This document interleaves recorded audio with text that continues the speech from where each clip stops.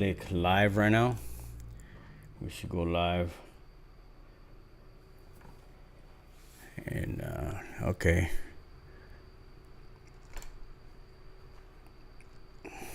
We are live. We are live.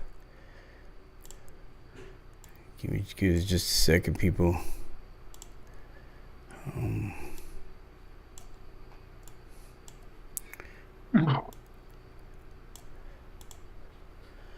All right, everybody.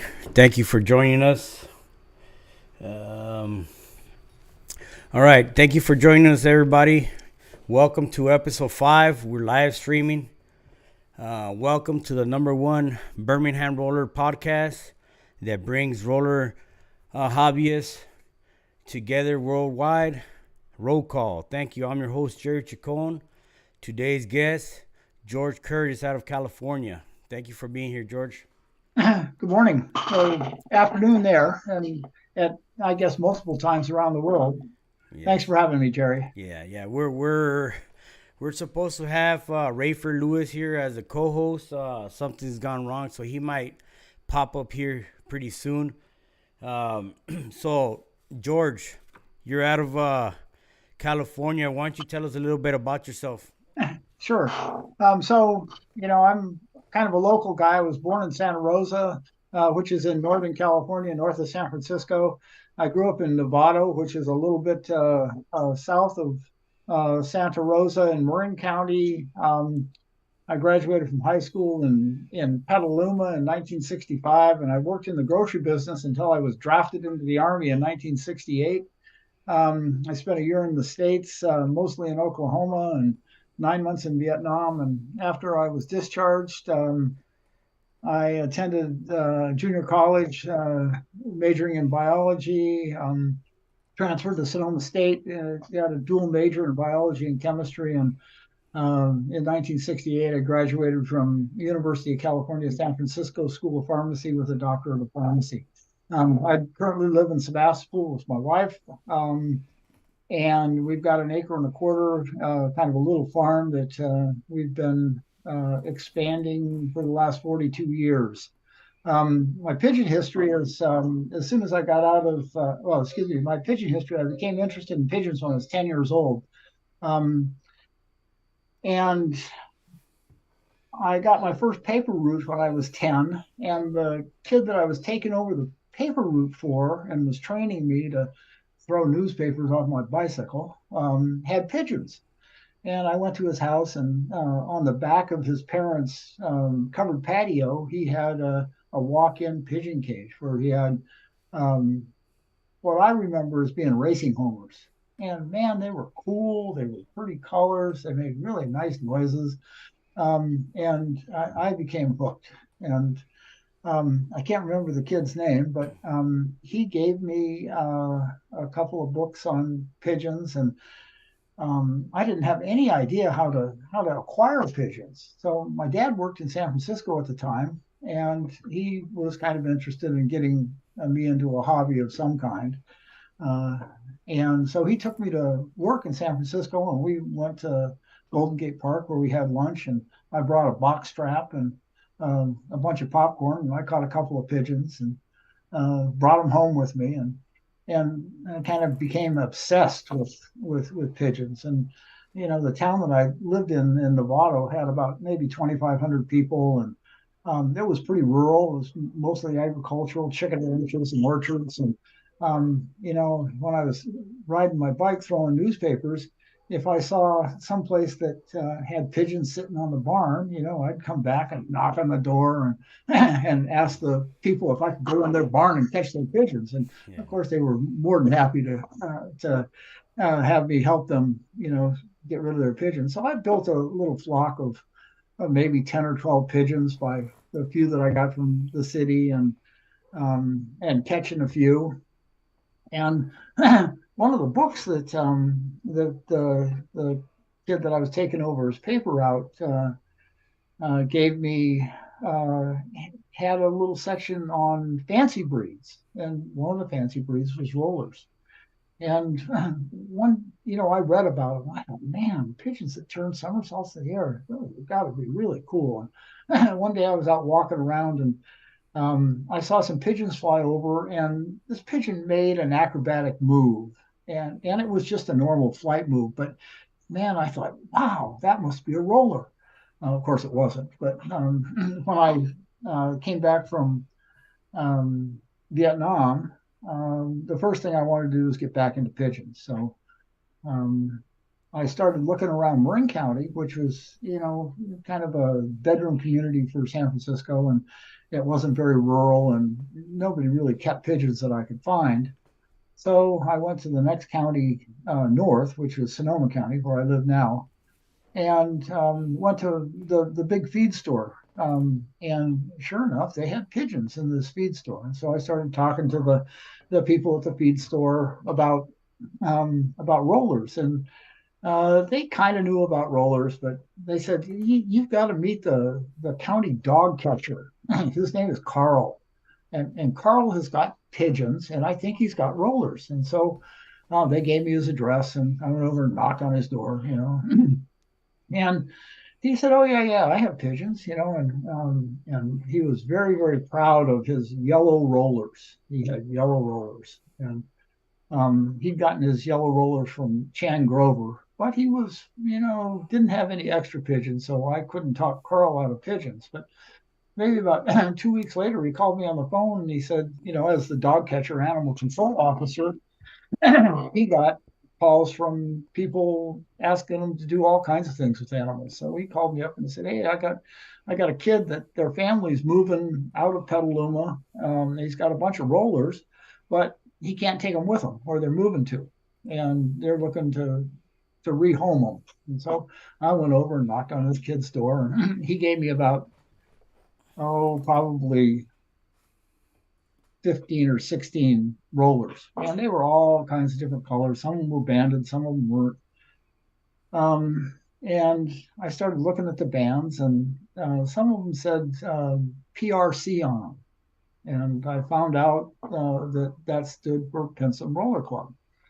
And I started asking around at that same feed store, and they said, "Oh yeah, there are guys that come in here and buy feed that belong to this Pensom Roller Club." And so I started looking up these guys. One guy's name was Russ Beach, and he was a teacher at Hanley High School, and he had rollers that he got from Bob Evans, and Bob Evans was one of the founding members of the Pensom Roller Club and was known for his blue bars. And he lived down in the South Bay, south of San Francisco. And another guy was Louis Kachia, who was a dentist in town. Really, really nice guy. Helped me a lot.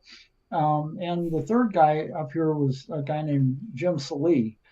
And they all had pigeons, but they were all into shows. This is, in the 70s after Pensom had died, and after he'd gotten kicked out of his own club in like 1966. And the PRC had turned into more or less a show pigeon club. But they were welcoming, and they told me about an all breeds club in Sonoma County, and it was called the Redwood Empire Pigeon Club. And man, they had a meeting every month at the Elks Lodge in Santa Rosa, and there used to be like 30 people would show up to this all breeds pigeon club, and they'd have a little table show, and somebody would get up and talk about their breed of pigeons, and it became really a way for me to learn a lot about pigeons and to develop a camaraderie with people that were hobbyists in pigeons. And through that, I met another guy named let's see, what was his first name? His last name was Brunsteiner, and he had rollers, and he was a flying roller guy. So he took me over to his house and showed me his birds. And about a week after, I'd been going to this pigeon club for 2 months, Carl called me back. Carl says, "Hey, I found another guy with rollers." And so he gave me his address, and it's about 2 miles from where I live now. It's out on Robler Road and out between Petaluma and Sebastopol. And I went over and knocked on this guy's door, and his name was Wright Miller. And Wright was the guy who was maybe 1 or 2 years younger than I was, but he was much more of a, I was kind of a hippie coming back from Vietnam, and he was kind of the same persuasion.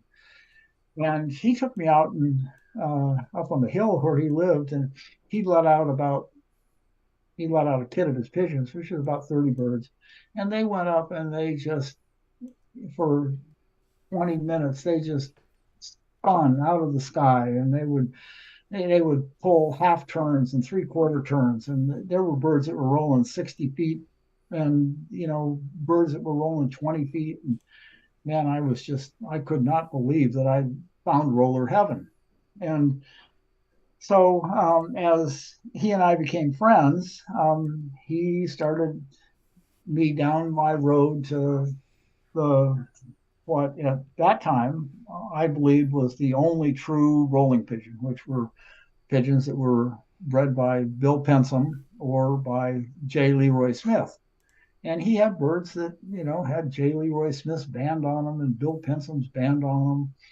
And he started taking me around, and that allowed me to meet people like Herb Sparks and Bill McRae, and people would come to his house. And I was there one day, and these two guys from the Central Valley showed up, and both of them were named Joe. One of them was Joe Kiser, and the other one was Joe Borges, and they were kind of a lifeline for Wright, because these guys had money.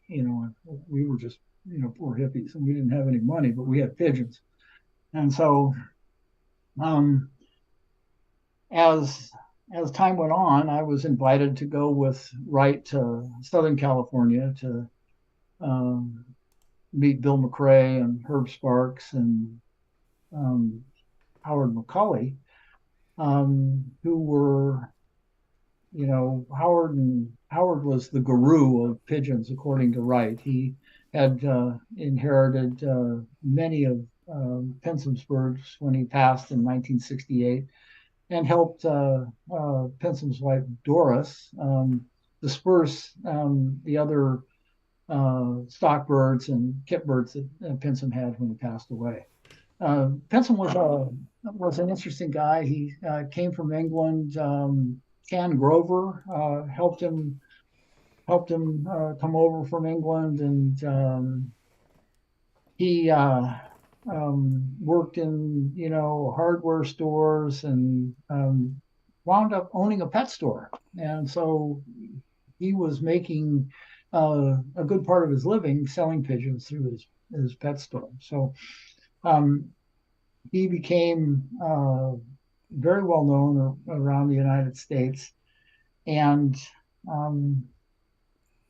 as his birds got dispersed, Howard had a really good idea of where the birds that were of prominence went. And one of the fanciers that wound up with Bill's birds lived in Utah. His name was Hugo Bloss. And in 1972, a long time ago, over 50 years ago now,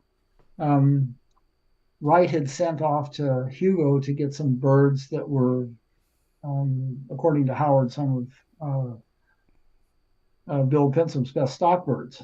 And he was in partners with Herb Sparks and Bill McRae, and they got 3 birds sent to him, and Wright had to pay $8 a pigeon for these birds. Sorry about that. No, you're good. Had to pay $8, and that included shipping, and the shipping container was an old asparagus crate that the birds came in. And there were 3 birds that came. One of them was 272, one of them was 291, and one of them was 283. Wright kept 291. Bill McRae got 283, and Herb Sparks got 272. These birds were thought to be special birds, and Wright used 291 to breed to one of his Smith Pensom birds that turned out to be a very good producer that a number of us saw fly, and the young birds were spectacular rollers. Herb didn't really like 272 when he got the bird because he thought it was too big. And so he used it as a foster bird. And you've got a picture of 272 up there on the screen now. That's an old black and white from the 70s. Mm-hmm. I'm pretty sure Joe Kiser took that picture. And then there's another picture of 272 as he matured, and all these birds had a lot of recessive red in them. And birds with recessive reds can kind of molt into a bunch of different colors. And so he kind of turned into a more of a redder bird as he matured. The Pensom rollers weren't the first rollers in the United States. And, rollers had been coming over here probably since the early 30s. There were Whittinghams and Fireballs, and, Okay. a bunch of other people had imported rollers, but they all basically came from the same part of England. Right. And some of the people that had been getting birds from Pensom were J. Leroy Smith and Chan Grover. And it was really interesting to me as I became more aware of what was going on with Smith and Pensom, how they kind of fed off of each other. It's a good thing to be able to share your birds with people, and the nice part of sharing your birds with people, if all of a sudden you need some help in your family and where your birds have gone, and you can kind of get back birds. There's a nice picture up there of Ray Perkins, Chan Grover, Jim Mentz, J. Leroy Smith, and Bill Pensom. Really some important guys in the roller hobby. It was interesting to me as I learned more about it that there were areas of the United States that had birds that came from Pensom, but they did very, very different things with them based on the fancier's own preferences. There were people in the New England area, New York area, that had one strain of birds, and the South had another strain of birds. The Midwest had another strain of birds that all came from Pensom, but were basically developed. That's pretty amazing how, you have Pensom in California, but yet you got other side of this country with people with his birds. Like back then, we didn't have the technology we have. Social media and all that. So it was pretty amazing how people caught wind about this. About those birds. Yeah, and it was all done by word of mouth and by regional shows. People would, the pageant of pigeons, has been going on forever, and people would come from all over the country to Southern California for, these big pigeon shows. And it's kind of a shame that whole, process has been lost a little bit because of some degree disease. And some degree just people not being as willing to get out there and share the hobby as it used to be. Yeah, like I've heard names like Erd Sparks and J. Leroy Smith, Paloma, and it's just things that I hear, but there ain't much about information online to research on them, and I know they had a big part in this hobby at one time, and it just kind of like I'm always the type that like to catch up on the history of this hobby, Yeah. So Paloma was basically an East Coast Northeast guy. And he bred a lot more birds that were lavenders. And Smith was, I'm not exactly sure where Smith was from, but I want to say he was maybe the southeast. And he was really big into red checks, and his birds were bigger and feathier, had, softer feathers, and they all rolled really deep. Um, and and Bill had more dark checks in his flying family. He had every color of birds because, being a pet shop owner, he wanted to be able to sell birds, and people like to buy pretty birds. And an old blue bar or blue check looked like just Yeah. something off the street. And why would you buy one of those, even though they turned out to be some of the best rollers? Yeah. And um, so the Bill Pensom needed J. Leroy Smith to keep frequency and depth in his fast, tight, short, smaller uh, uh, dark check family of birds, which 514 was the kind of the hallmark. And I think I sent you a picture of 514. She was a little wide-eyed, uh, wide-eyed black self, um, and um, we have a whole line of birds and people that breed from those birds down from her, all around there she is. There's 514. And it's interesting that the story goes, and I don't know if it's a fact, that she died the day after Bill Pensom did. So that's kind of, it Wow. was his And favorite. what's the story on 514? Like, why is that bird so famous? Well, because it was the fastest bird that Pensom had ever bred. And um, the in his book, he kind of promotes the idea that the perfect Birmingham roller rolled incredibly fast, like a spinning ball. And since this was the pigeon that did that, and as he went to breed from it, produced so well. There are birds like 145 and 119 that we still hold as, some of the best cocks that came off of her.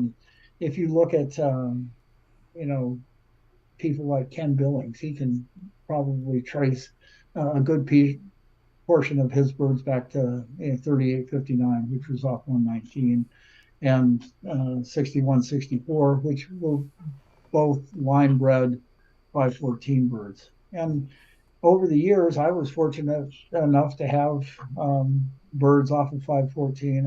I had 6097, which was off 3879, and um, 514. And it was a Smith bird, and these birds turned out to be red check white flights, and to kind of soften up Yeah. the dark checks, which really have a reputation, rightfully so, as being high flyers and long flyers, and historically fairly seldom.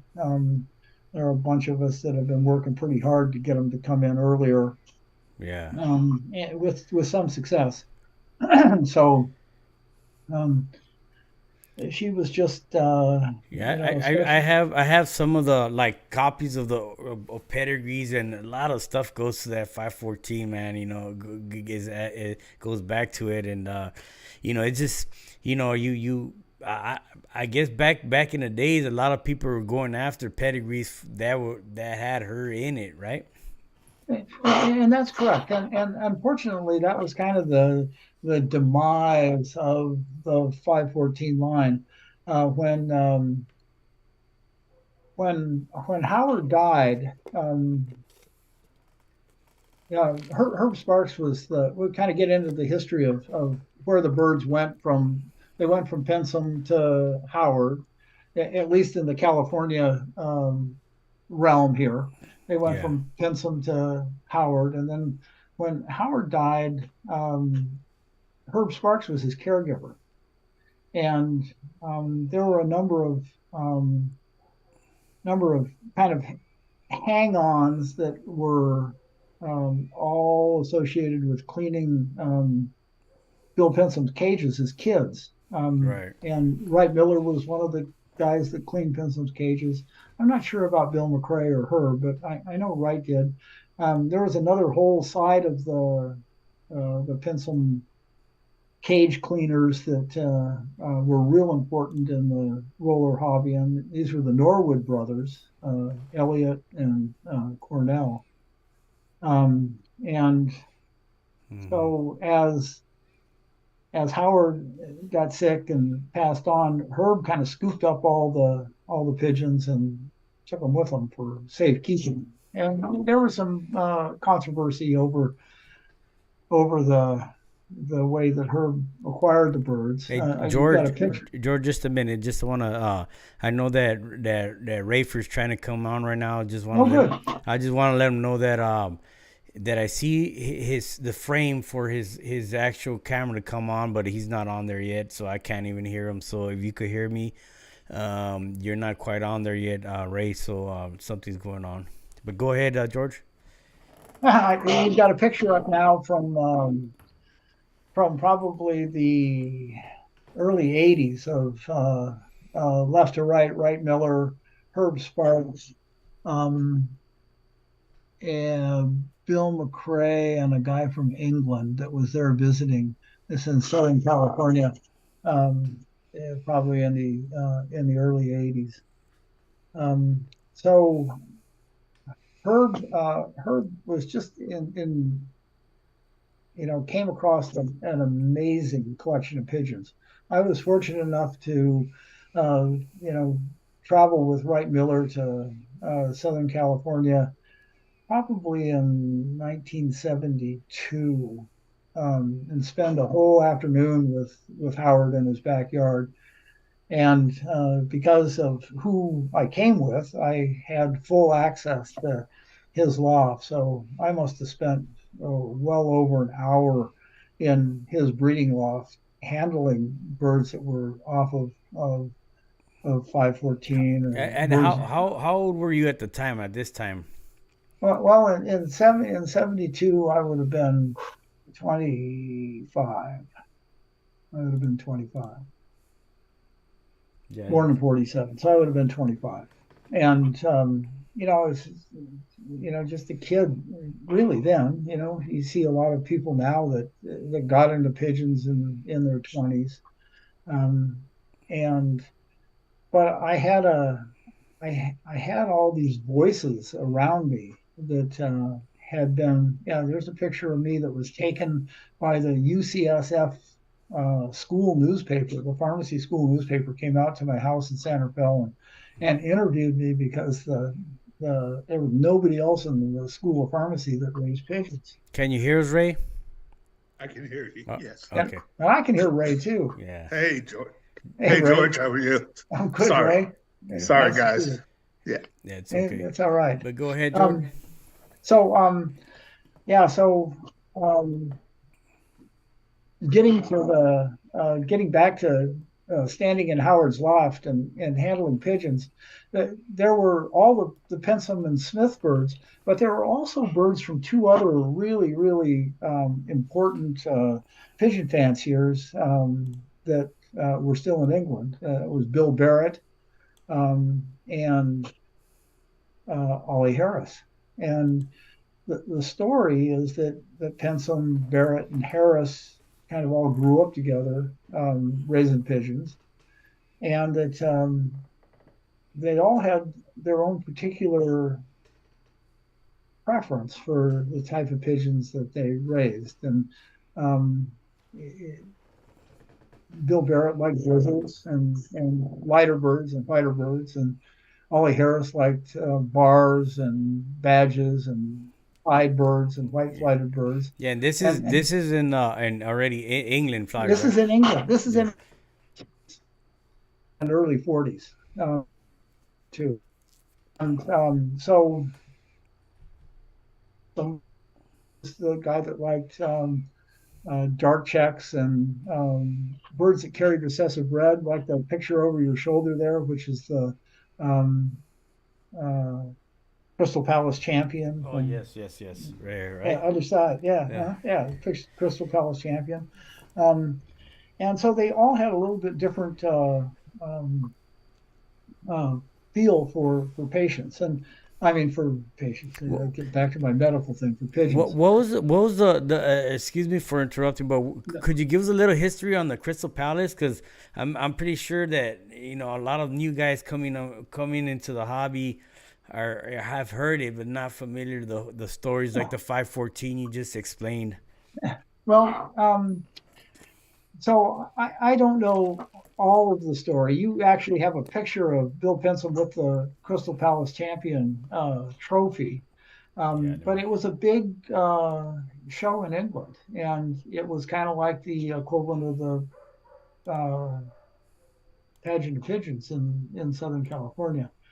And he won it with a bird that was kind of unique. You've got the same picture over your shoulder that I have, and here, let me pull this out here. So this is the England champion. So yeah, here's another picture of. I don't know if you can see it very well, but Okay. it's the other side of the Crystal Palace champion, and it was just a big pigeon show, and I guess to win it was a big deal. So that's all I can that's all I can add to that. And when Pensom came to the United States, birds that went back to that Crystal Palace champion that carried that factor for recessive red seemed to be a family of better rollers. And I still get from my dark checks, I still get red models like the one over your shoulder that just come out of nowhere from blackbirds. So Yeah. that's about all I can add to the Crystal Palace champion piece of that. And what about the like who was all involved with putting together the 272 strain? Okay, so that's a good question, and when when Penson passed away and Howard helped disperse his birds, um, uh, maybe 6 or 8 of his stock birds went to a gentleman named Hugo Bloss, who lived in Utah. And Hugo got a combination of birds that went back for 514 and actually birds that were actually off 3879 and 6097 that were, the Smith side of the 514 line. He also got a bird called the clay hen. And I don't know if I sent you a picture of 2562 with a mealy bar, another mealy bar that was one of Pensom's birds. And Howard suggested to Wright that he buy these, get birds from Hugo. And so he did. And again, the 3 birds came for $8 a piece. And 2 of the birds were half brother and sister off this clay hen. And the clay hen was a Smith bird that was a mealy and was one of, according to Howard, Bill's best stock hens. And so the birds came to Wright, and Wright distributed the other 2 birds to Bill McRae and Herb Sparks wound up with 272. And again, he didn't use 272 for the first couple of years he had them. He used them as a foster bird. And when he acquired all of Howard's birds, he mated the Smith line, which 272 was basically a Smith bird, big and feathery, and uh, probably had a tremendous amount of roll in it.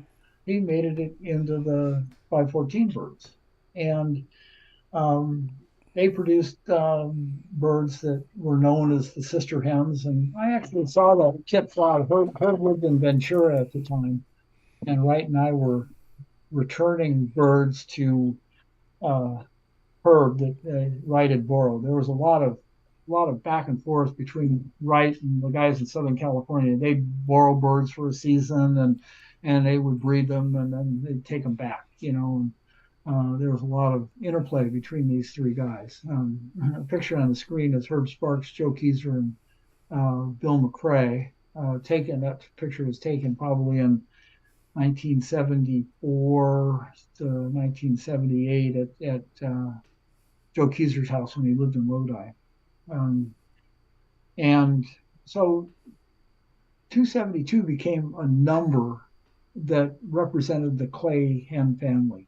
But really, I think the most important bird in that transaction was 291, which was a hen that was a half sister.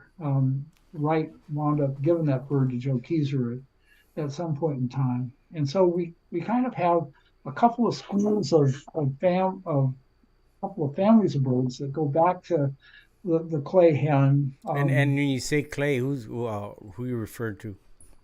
Clay hen was. Let me see if I can find her number here real quick. I've got all those pedigrees out here. But that was just a name given to him for. Yeah, it was the color of the bird. Okay. The bird. Okay, the bird I got you. What was kind of a brown mealy bird, and so it was called the clay hen because of its color. Okay, I got you. Yeah. Uh-huh. And there's been a couple of different schools of people that have bred towards 272 or towards 291. And 291 was kind of a standard blue check. I sent you a picture of her. She was another just bird that, everything that rolled off of everything that she produced rolled. And so there's a couple of fanciers that still have great families of birds out there that go back more towards 291 than 272, and those would be John Vanderbroek and Jack Teasdale and to some degree Joe Kiser, but the Browns in Utah, Bradley and Jason both have birds that go back to that clay hen family that have a little bit of both 272 and 291 in them. And at one point, you're talking about the Utah area. Did Pensom move to Utah? Pensom. Pensom, no. Or it was I think Ralph Hilton, right? I don't know where Ralph Hilton wound up. It was kind of funny that this little clique of people that I was in were very opinionated about different fanciers. And a little bit of dirt here that because of people kicking Pensom out of his own club in the 60s because he imported these performing rollers that were basically kit birds that rolled so frequently and so often and had big breaks. And they were called the red badges. The red badge, yeah. And I remember Ron Moden down in San Diego in the 70s or 80s had a kit of these red badges that you could fly 3 times a day, and they would fly low and easy to manage and perform all the time. Not very fast, not very deep, but very, very, very active. And so there became this Howard had kind of blacklisted almost people because of their involvement in the original Pensom Roller Club and the way they treated Bill, because Howard, was basically in love with Bill Pensom. And so Ralph Hilton was one of them. Ralph Hilton was on the blacklist. Bob Evans was on the blacklist. So, we would talk about them, but we would talk about them, disparagingly. Why do you think there is such a issue with these birds? Do you feel that they will think they're kind of crossing them into these the Pensom strain birds to make them more sensitivity? Or That's exactly right. There was this big pedigree-driven purist notion. I wound up getting a lot of birds from both Howard and Wright that there was just a little bit of question about their pedigree. And they'd say, okay, well, this bird's now off the list because it's not an absolutely pure Pensom roller. And so there were rumors that Hilton's birds had crests. And so, anybody that would build breed birds with crests, they couldn't be pure Pensom rollers, which really isn't logical from my standpoint, because all those competition rollers and the red badges and those early forerunners to the Birmingham Rollers, they all had crests, they all had muffs, and they all had, they were really a hodgepodge of people trying to select and breed birds that performed better than the parents did. So, this thing about Hilton having crests, but I don't know if Hilton wound up Utah. It says Brad Brown says good birds over in Utah. Ralph Hilton influence came via Jay Starley, whose birds originated from Hilton and John Distaut. Those birds and Hugo's birds, different origins somewhat. Correct. Yeah. Hugo's birds were directly from Pensom. Hilton's birds were for what we knew mostly from Pensom, and again, like your birds are from Starley, and so you just got a little bit of insight into more about those birds. Hilton's birds were shiny blackbirds. Yeah, they were all shiny blackbirds. I remember, seeing them someplace, but they were, and they rolled. There's no doubt about that. They were good rollers. But there was this, preference that I have the better birds, and unfortunately, some of that carried over, with Herb Sparks, and poor Herb was, because of politics again around the pigeons. Pensom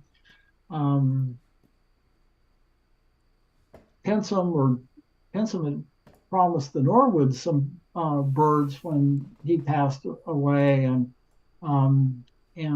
when Herb kind of absconded with the birds, the Norwoods paid Herb a visit, and Herb got beat up pretty bad, and so Herb packed it up and moved to Colorado.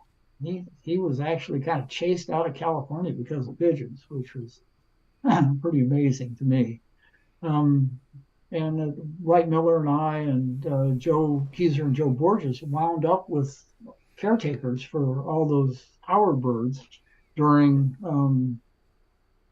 Herb moving to Colorado, getting settled and building a loft. So we had those birds for a couple of years, and that's where the birds from Borges and Kiser became so prominent, because of their ability to breed for performance and not breed for pedigrees. Right. From the Pensom birds. Now, give us a little history on Cornell Norwood. I know, I like to give a tribute to him at times, but I don't know much about him other than a few videos that are floating online. But there's there ain't many articles on him either. So whatever history you could give us on him, that'd be appreciated. Okay, so one of my other lives is I was fortunate enough to have a member of the Rock and Roll Hall of Fame, the R&B Hall of Fame, the Blues Hall of Fame, move in next door to me about 25 years ago, and his name was Johnny Otis. And Johnny Otis was a Greek gentleman that called himself black by choice. And so he lived in Watts in Southern California, and he loved pigeons. And so he was really in the black youth community, thought that if you started raising pigeons, that you would have a hobby and you wouldn't be out doing bad things in the neighborhood. And so he formed a pigeon club, and that picture you've got on your screen, Johnny Otis, that's a cropped down picture of Cornell on your screen. Johnny Otis was someplace in that picture. And Cornell wrote a book. If you search for the book online, maybe you can find it. I know that Elliot's got a copy of it. And Elliot and I are kind of pigeon buddies here. I don't have a lot of close pigeon raising friends. Rayford met Elliot last April in Sassoon City, and I don't know who paid Rayford off, but there were 14 trophies at that pigeon show in Sassoon City, and Elliot and I went home with 7 of them. So, and he complimented both of us on the type of our birds. Well, they're definitely a unique style of birds. I mean, you got those birds online that you could see what the name the apple body came from, and some of those birds are just nice, but there's some other birds that have a longer back to them. But I've seen the birds at the Pensom Futurity, and they're pretty nice, typey birds, Yeah. So Cornell was a very outgoing gentleman, and he was a great talker, and he traveled around a lot, and he kind of had an entourage. I've heard stories from Ivan Hatchett up in Washington that he would make the rounds, and he and Elliot have the same birds, and like 119, they had birds that came down from 145, which was another half brother to 119, and they had a little bit more of the English influence. So, the Ollie Harris birds that came over in 1966, and I'm convinced, and this is just my opinion, I'm convinced that Pensom brought the 66 import birds in to add more color and frequency to his birds. The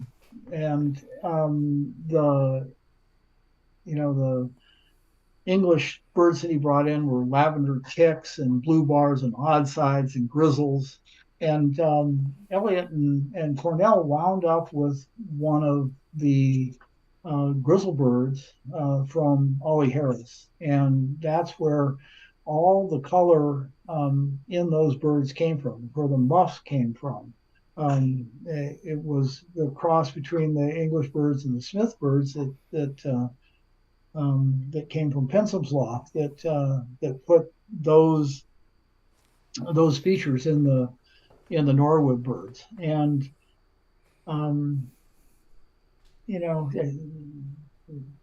Cornell came to a tragic end in his driveway, but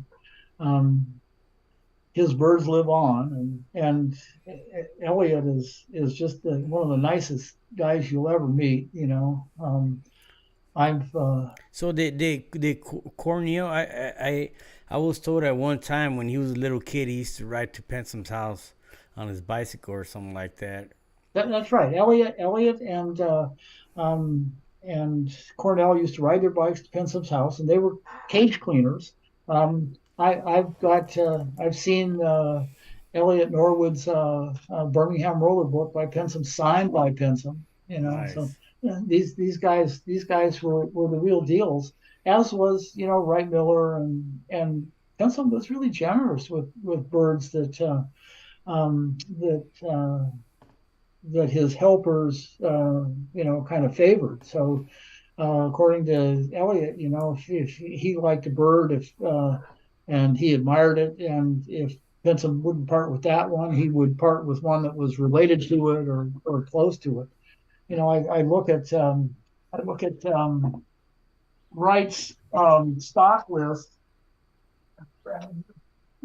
Wright's stock was from 1967, and he had a bunch of birds that were right out of Pensom's loft. He had PRC 63, 2884. I mean, all these MBRC birds and PRC birds that Pensom had given him for cleaning out his lofts. And so these guys, I don't know who said this, they woke up on third base and thought they hit a triple, with their pigeons. They were just given the best birds to start with, and I was fortunate enough to sneak in around the edges of that.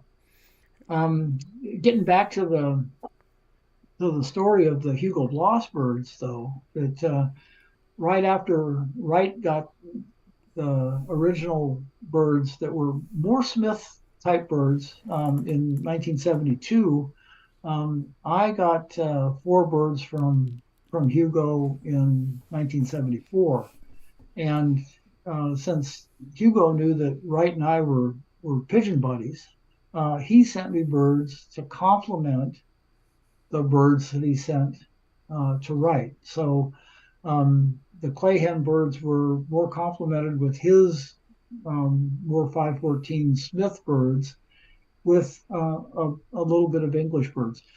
Back to the story about Bill Barrett and Ollie Harris.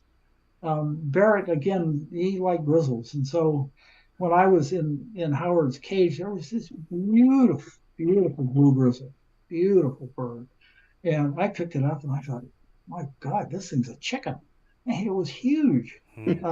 But that was a Bill Barrett grizzle. And those birds some of those English birds were really, really big pigeons.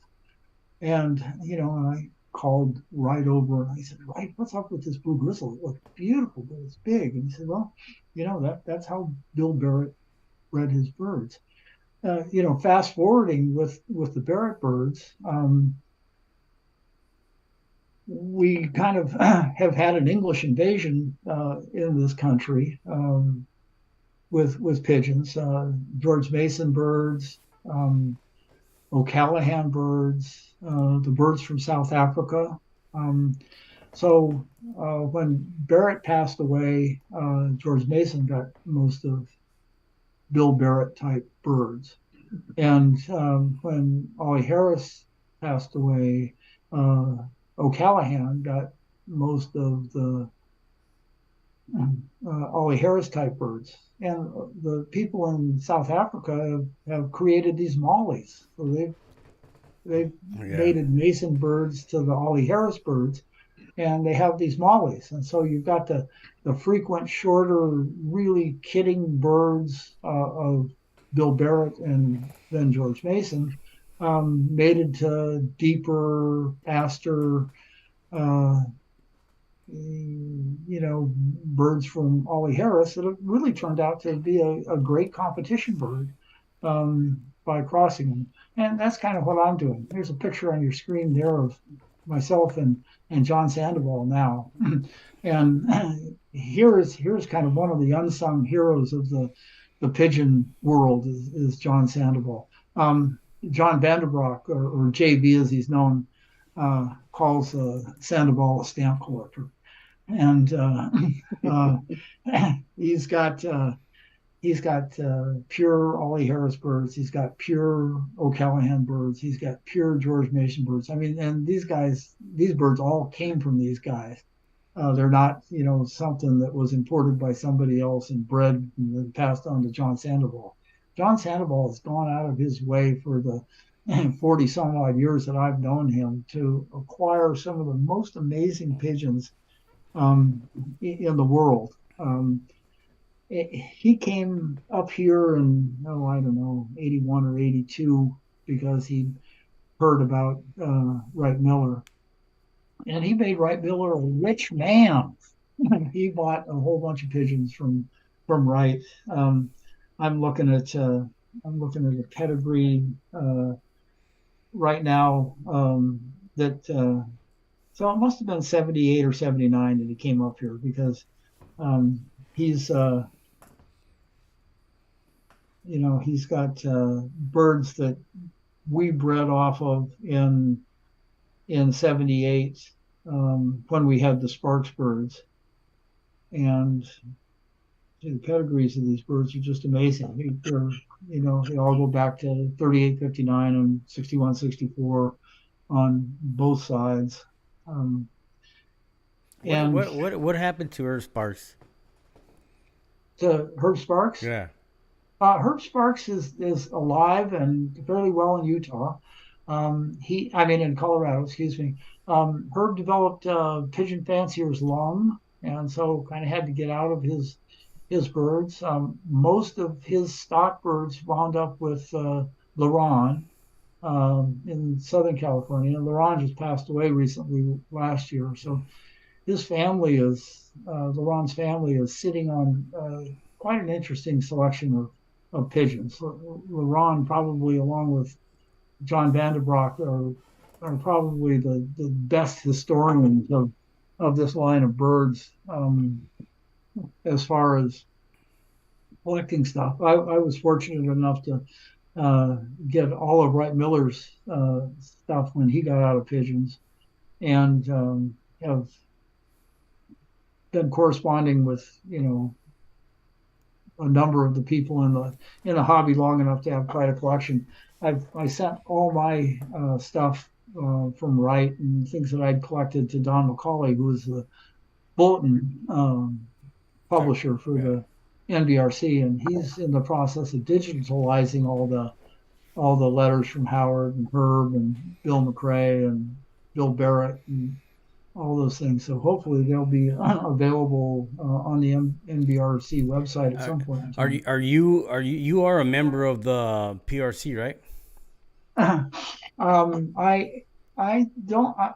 on their list. I'm on their mailing list. I may be an honorary member. I've never paid any dues. I don't band anything, and I really don't belong to any clubs. What do you, since LaRon passed away, have you heard anything of the future of the PRC? I have not. Jay Vandross and Joe and Jack Myers would be the best people to ask about what the future of the PRC is. I know that for a number of years they had a very successful futurity flight. I was there the last one at Jack Myers. I went out there and I was able to do a little documentary, a short documentary on there, and a lot of good people I met there, and pretty interesting event. Yes. Yeah, we were happy to have you there. I thought that your drone competition to guess how high the drone was really instructive. It was really instructive. How did it work? I mean, how did people? So what I did is I on the drone, on the control, I'm able to see the height and the distance, right? So I went up, like, let's say 200 feet, and I had them guess what's the height it was, and then I'll descend it, and I could see it on my control. Like if I want to go 30 foot, I'll drop 30 foot and stop, and then they had to guess how deep was the row, and it was actually about the same size as a pigeon, and it drops about the same speed as a pigeon drops. So, you had guys saying, oh, that was 15 feet, and it was actually 30 feet, so it shows you like a really good idea of how to determine the depth and the height of where the pigeons are at. So we handed out pens and little papers, and I went certain heights and certain lengths, and I dropped, and they had to guess. So I did a 10-footer. A lot of people, that's not even 5 feet. You know what I mean? So there's some guys that are right on the money too. So yeah, it was pretty cool. Yeah. So it's going to be Chacón's School of Roller Judges here. Yeah, but it worked pretty good, huh, George? Yeah. Well, I think it's a good exercise, right? I mean, because I think we all see depth differently, and to be honest, what are we all basing it on? Yeah. I think that many of us are basing it off of something different. Yeah. I base mine off of time, but even time is not always accurate because it depends on how fast a bird is rolling, right? Yeah. And how much it weighs.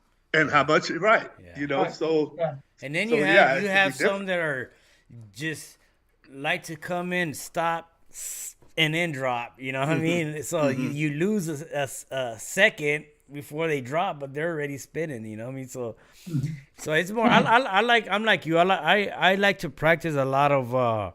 At least in my backyard, because I haven't gone out and judged, but I like to practice time. Duration. George, can I ask a couple questions specifically in reference to the birds of back then, when you first started and the type of kits that you saw compared to what we're looking at today, and what we're scoring as, good kits? Okay. So let's start with the differences. The biggest difference is that back in the day, everybody flew a 30 bird kit. They didn't fly 20 bird kits. And that waterfall turns were scored. So, there was, several heartbeats allowed for birds to start to roll, and they didn't have to roll as tightly as they're judged today. Okay. I remember reading the 1971 NBRC bulletin where Bill McRae won the Pensom Memorial Fly with something like 16 full turns. Okay. And when I first went to see Wright Miller's kits, and Joe Kiser and Joe Borges were there, and he'd throw up a kit and the birds would start to roll, and the birds that started to roll were the ones that rolled the deepest, and they would roll 40, 50 feet.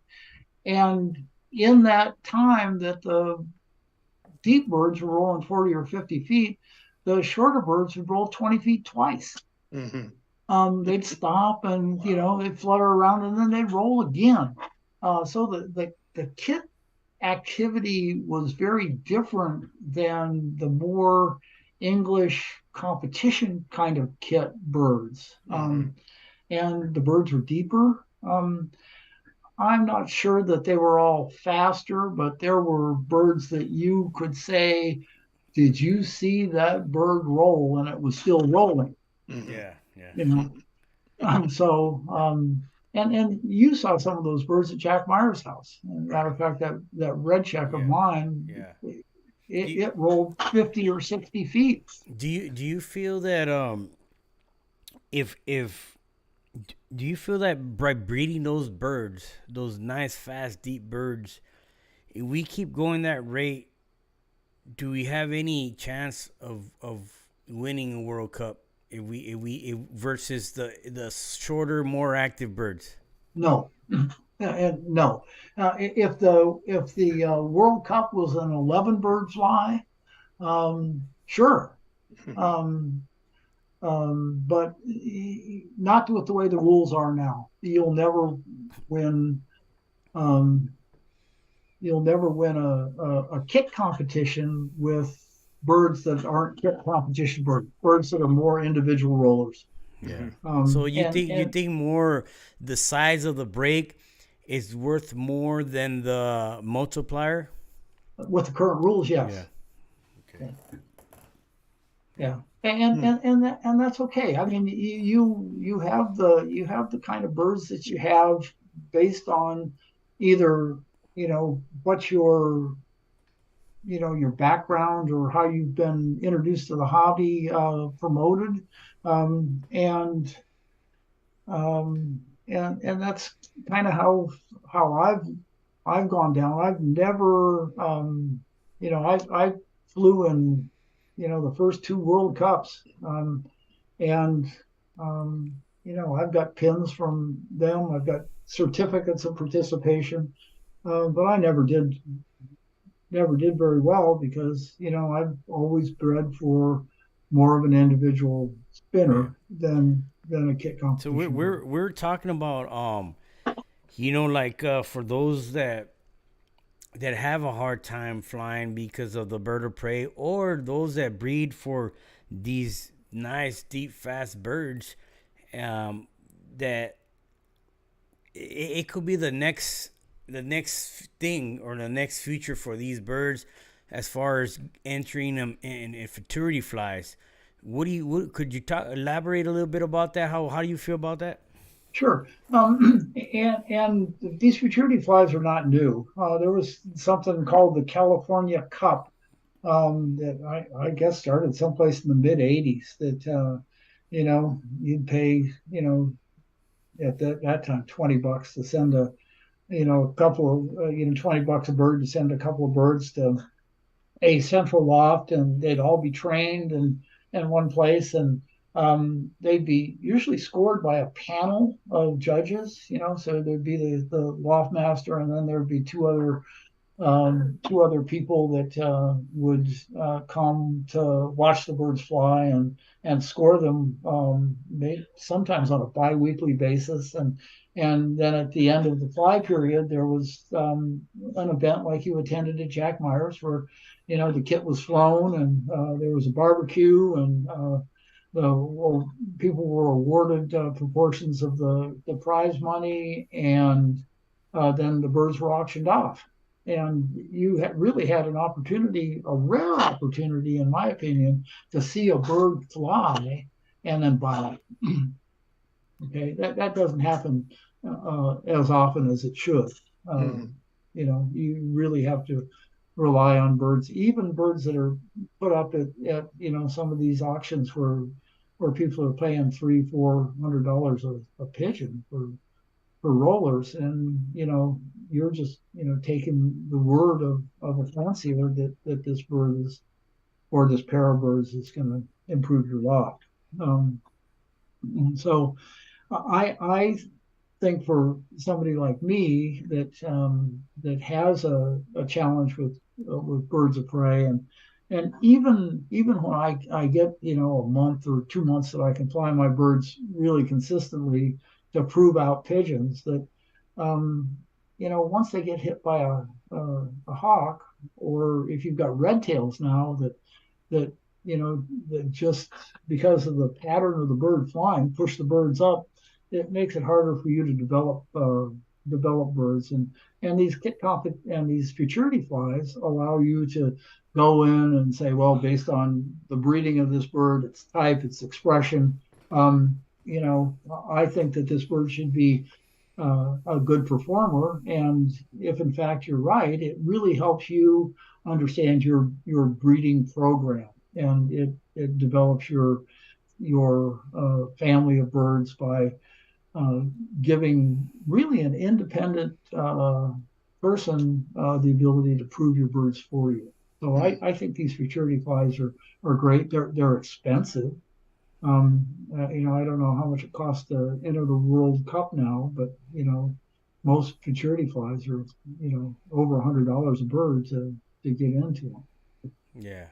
Well, I mean, you got these one loft races. You just the entries like what, 350 plus perch fees. Yeah, it's crazy, and that's for one bird. Yeah. Well, George, I often wonder.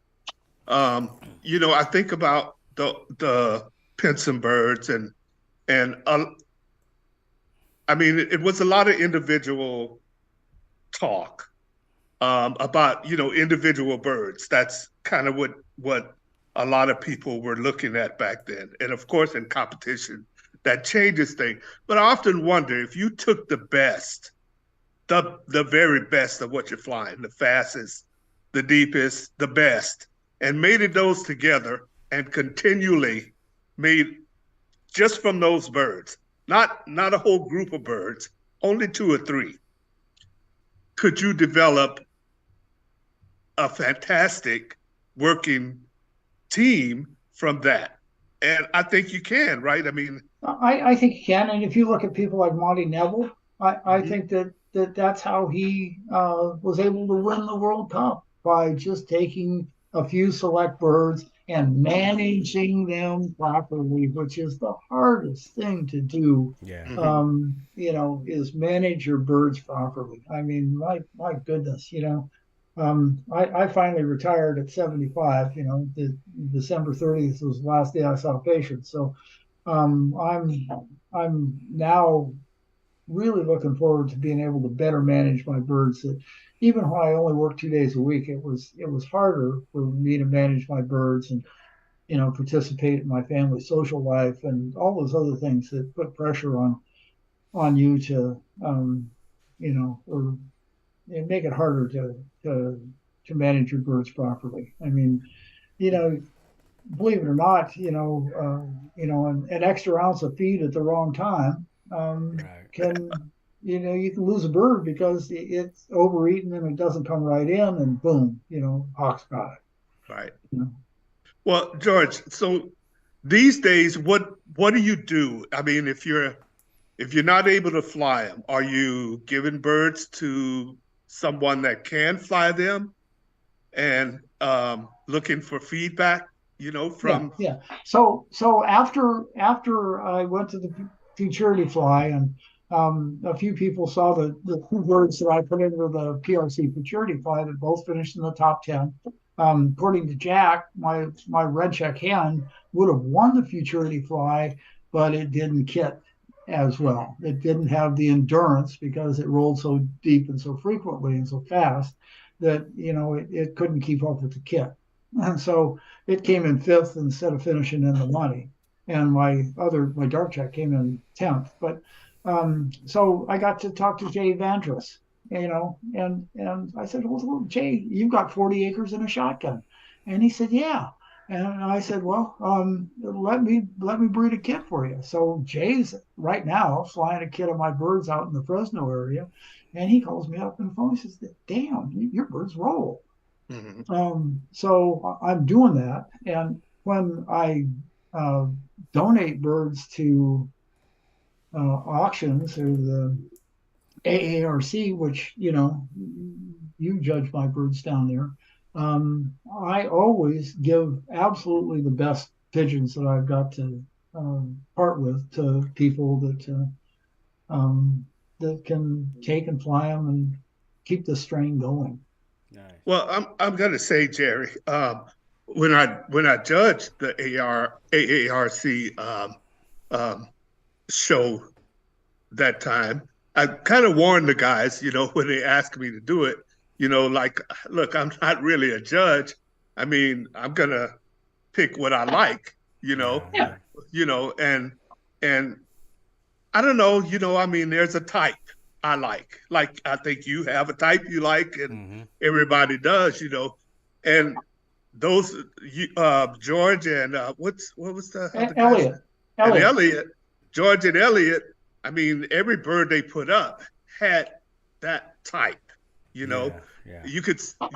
I don't know for sure if they rode, but they sure had the type. Right. They carried themselves like they rode, and they had the expression, and they had the good, nice wings, that I like. Both primary and secondaries were where I like to see them. So they all fit in there. And I didn't have much of a choice, really, when it came down to it. I mean, that's what I saw and that's what I like. So I often, I can't pick a bird on the ground except in my own loft.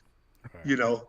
I can't go to somebody else's house. I can go to somebody else's place and pick something that I like, that I see that might be the type in my birds, but they may not roll the same, because we're talking about 2 different families. Yeah. But I think I don't know, how do you choose birds in your own loft, George? Well, You make. there's two different types of things, and I want to start this little piece off by saying a lot of people say that type and expression don't matter. The only thing that matters is the roll. And that's like saying that a car, the only thing that matters is the miles per gallon. You know, you can get a car that's got 100 miles per gallon, but you can't sit in it. You know, this concept that the only thing that matters is the roll is a little bit misguided. Yeah. And that in my experience, type and expression is important. Like when I handled Howard's birds in the early 70s, there was a uniformity there that was unique. Another person I a little want to mention is Milo Packey, who lives in the Santa Cruz area, and he and Ken Billings and a lot of people have the same 3859, which is 119, 61, 64, 514 family of birds. Every bird that you picked up at Milo, you couldn't tell if you picked it up once or you picked it up 10 times because they were all exactly the same. Mm-hmm. And so type and expression is important. So if it's a flying bird, I look for traits. I look for, markings in the secondaries, for beak markings. And, I look for, stance and things like that in flying birds. And in stock birds, that if I was to walk into somebody's loft, I have a prejudice because when I handled all those birds bred by Bill Pensom, they were all hornbills, and a hornbill is the bird that has that little black end on its beak. A lot of them showed the dirty factor, the smoky factor with bronzing, and that's why I have a little bit of a tendency to gravitate towards those birds because in my experience, those birds consistently have been birds that when I stocked a pigeon and I looked at it, that those are the traits that it had. Mm-hmm. And traits and genetics are two things that are kind of hard to separate in a breeding program. But knowing the difference between traits and genetics are really, really important in my opinion. Have you been working with the same family of birds or strain of birds for all this time? Or, I mean, like, because I noticed, like, a lot of your birds are, like, they look the same, like, they got the cells to them. They would spread ash red or black, and the same type, what I mean? Is it all the same all these years? Yes, it's all the same all those years. I have two families of birds, and when we were talking about the show that Rayford judged, I got a first and 2/3, and the first place was a pure English bird, straight Ollie Harris Mason cross, the blue bar badge hen. The old hen was one of my old family of birds. It goes back 50 years, and it was a red check white flights. And the old cock was a mahogany, one of these really blends of as line bred play hen with 3859 that's out there. And these are birds that I've been really, really fortunate. I've had my birds stolen twice, and I've lost an amazing selection of birds. And if anybody out there knows who stole my birds, I'd like to know. But I've gotten birds back. I never lost my kits. They always stole my breeders. So I was always had birds off my breeders that I've got. But, Joe Kiser and I go back to 1972, and there are people that have kind of come off of Joe Kiser's birds, like JB, John Vanderbroek, and he's gone all over the world, all over the United States collecting pigeons. And Michael Curtis, no relation, but Michael Curtis has been here, and and he's helped Joe Kiser select stock birds for years. And I was really impressed that the Browns actually brought me birds that were all Joe Borges's birds, which is all the same family, with really no additions. So you just bring in like subfamilies of the main strain that you've been working with. Correct. Nice. But I realized that I need something in my family now, and I need a little bit more white flights that I used to have, and so I'm kind of concentrating on the very few white flight birds that I've got left this year to try to get a little bit And more. those are out of what, the Ollie Harris? No. Those the white flight birds come from a bird in my line, come from a bird 3879, and 3879 was a bird that Pensom bred, but was never recorded. And it's this mealy bald badge cock that was kind of on the big side, but according to Pensom's record book, was a really deep roller. It was kind of a typical Smith bird, a little bit bigger, a little bit looser feather, but Pensom taught enough of this bird to breed it to 514, and we wound up with 6097, and 6097 was off of 3879 and 514, and she was a white flighted, really 514 red check, and she made a huge difference in my pigeons. And after Wright got out of pigeons, I wound up with 3879. He died here at the age of 20. So I had quite a bit of that influence in my pigeons, and I've got a little bit of it left, but not much. And the Ollie Harris, those came from John? The John Sandoval birds? Well, there's the Ollie Harris story is that Bill, when he came to the United States, probably brought some Harris blood with him in the 40s.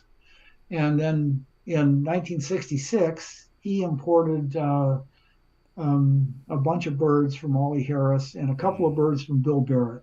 And I don't know if I sent you a picture of 1673. It's a lavender tick cock. I don't know if it's in there. I didn't get it, no.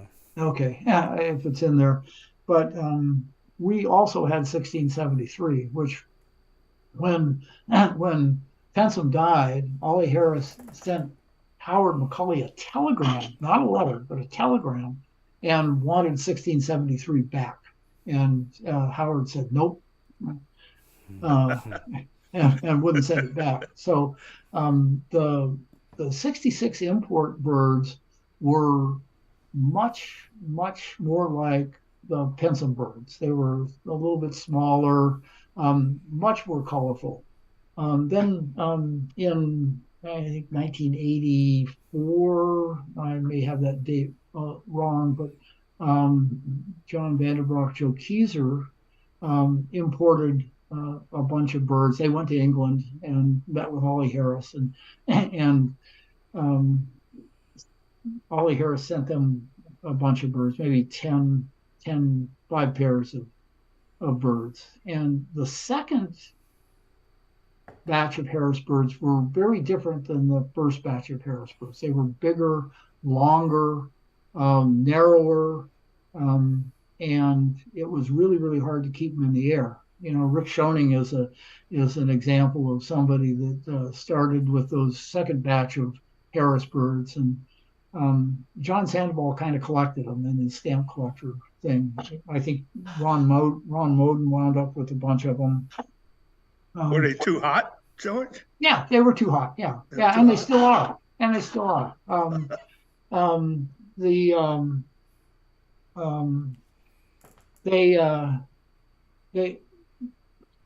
John Sandoval went to see Rick Schoening in Montana, and Rick Schoening lives out in the country. He's got a few acres, and John said, "Well, how come the grass in this field is so high?" And Rick told him, "So that's when the birds roll down, they don't kill themselves." Yeah. And so I'm putting together a family of birds that that I've got a pair of birds from Schoening. I've got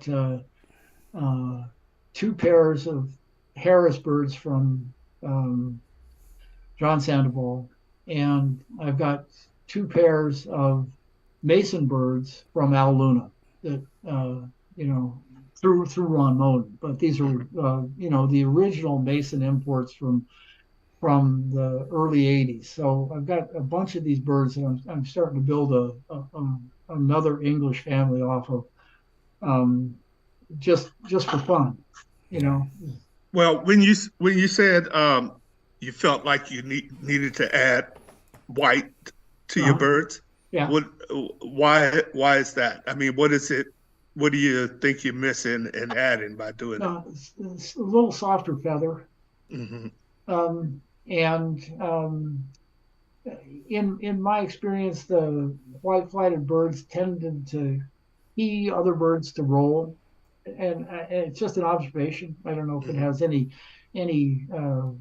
basis in fact, but or that I could just pick them out easier when they did start to roll, and I thought that triggered the other birds around them to roll. So it's just a thing of mine that I've gone and I look at my birds. I remember my birds from the 70s and 80s, and I look at my birds now, and the big difference is that I don't have any birds with white flights anymore. Yeah. Okay. And so on your bird zoo, what do you see that it's the best feeding process for them as far as to take the performance, bring it out more, the peak to it. You got a lot of people with different ways of feeding their birds, and what do you have figured out that works for you with those birds? So years ago I wrote an article for the NBRC that at that point in time I was pretty convinced that you could feed your pigeons dog kibble, and as long as you managed your birds properly, that they would still roll appropriately. And I've gone through high protein, low protein. I've never mixed my own feed until I started doing it a couple of years ago. But I don't, buy individual grains. I buy two different pre-made feeds and mix them for my flying birds. But I found that that a mix that has a little bit more fat in it with safflower, a moderate amount of protein, around 12 or 13%, no corn, very little, if no wheat, some oat groats, and some small seeds, little mild, what do they call it? Millet, canary seeds. Millet, small seeds. Yeah. Tend to do it, and it's more the consistency of the time that you feed, when you fly, after you feed, because I think that's important. The timing after you feed. If you always feed your birds in the evening and fly them in the evening, and then you got to feed your bird in the evening and fly them in the morning, it changes the way the birds perform. Rick Schoening has done a really good job of writing about his experience with feeding different grains, what peas do, what milo does, what wheat does. I've had a couple of people that just fly my birds with wheat and milo, and they don't do well. What do you think that they seem to get hotter, or they stiffen up with they stiffen up? Yeah, they fly faster. Okay. But you add some protein back in, and they slow down and they roll better. Nice. Yeah. Wheat and milo, I think the protein's probably 11.5, maybe 12% at the highest, and you get it back up to 13.5. They tend to roll better. I stay away from big peas, maple peas and Canadian peas. I only feed Andalusian peas. Yeah. So, and I think safflower is important. Right. I think it improves feather quality. I think it allows birds to use their feathers, which are really important in pigeons, more efficiently with satin. Yeah, I think so too. Like, I like to give my birds a lot of like oily seeds because Ken Easley made a good point. He says that you want the feathers to be flexible at all time. You don't want them to be like hard and dry, and that does do a lot with the aerial performance. The aerodynamics. I agree with that. Yeah, I agree with that. I've often heard it said about that seed itself. If it didn't have such a high fat content, it's the perfect seed. Yeah, I mean, I think there's limitations on how much of it you can feed because of the fat content, but I've heard that from a number of prominent people who's doing well, in competition. So I mean, like in every athlete, whether if it's humans or animals, a diet is very important depending on what you want to do. I mean, it's it's science. I mean, science ain't gonna lie. It's like each grain protein does something, the carbohydrates do another, and so it's just understanding that, I guess, huh? Well, here's another piece of thing that I think, that my science background has led me to be a firm believer in, is that if you only feed dry grain to pigeons, your birds aren't as healthy as they could be. They need some fresh greens of some kind, because the some of the vitamin content in green vegetables. I mean, that's why your doctor tells you eat your vegetables. I think it's really important in pigeons. I feed my breeders like 3/4 pellets and 1/4 grain, because pellets are complete nutrition. They've got, vitamins added and things like that. But depending on the quality of grain that you get, some of this pigeon feed I see out there in the markets, they ain't the best. Yeah. and that you need to feed your birds some greens or supplement them with vitamins. Put vitamins in the water, at least once a week to. I started doing some research on the feed. What things to do to make the feed like less dry. And then so I started like looking online and reading all kinds of articles, and what the aviary, like the people who like breed parrots and stuff like that, like exotic birds. They soak their seeds, and so I started doing that, and I started reading up more on it, and so the best is when the seed, which is like in 3 days, the seed starts to sprout. And then so the seed creates more nutrients than what it is dry. You know what I'm saying? Correct. So Correct. And another thing about that was that they digest it quicker. So I started doing it prior to competition. Like just said, I started testing it out first, and you could see in the loft, like within a few hours, they're already dropping it, and it's a different color. It's like more a brownish color, and they just eat it, boom, boom, boom, boom, boom. But it's I noticed that it works real good to bring down your birds, slow them down. You know what I mean? Mm-hmm. Because by the time you fly them, they already pretty much have digested that seed, and they're more lighter, you know what I'm saying? But I still gotta kind of master it a little bit as far as you gotta add a acidifier because it starts to mold if you don't do that. So I was using apple cider vinegar, but I'm gonna try the acidifier pack that they sell. I'm gonna try that next. But it worked good, man. I mean, and then also the grain gets bigger now because it soaks up all the water, right? And it's softer. So now you gotta watch out how much you give them, because if you give them the same amount as a cup of dry, then a cup of that soaked one, you're giving them less. Right. They eat more because there's more mass to it, but they burn it faster. So you need to give them more to keep that energy. You know what I'm saying? And then I was just keeping the same, and my birds started coming out and explosive, bah, bah, bah, bah, bah, and then land early. They're getting burnt out. I was like, man, what the heck is, I got to figure it out. But I think I got to figure it out.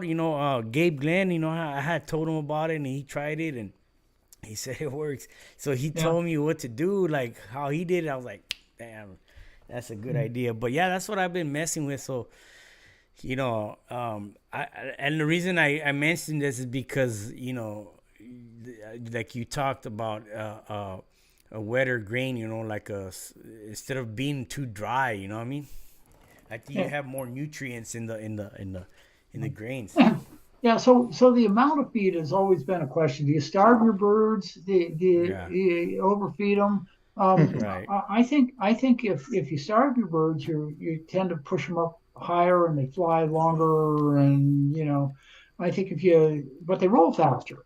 If you overfeed your birds or feed them a little bit more, they tend not to fly as high.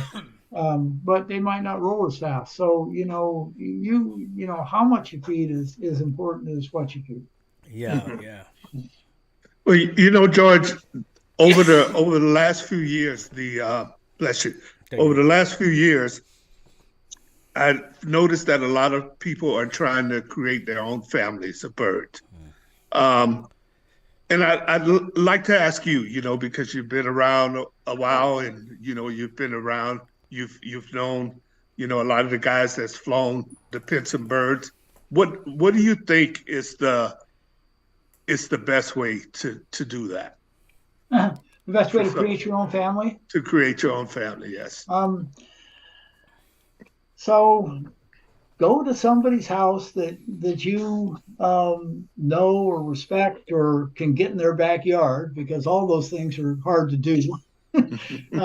And look to see what they've done to create a family.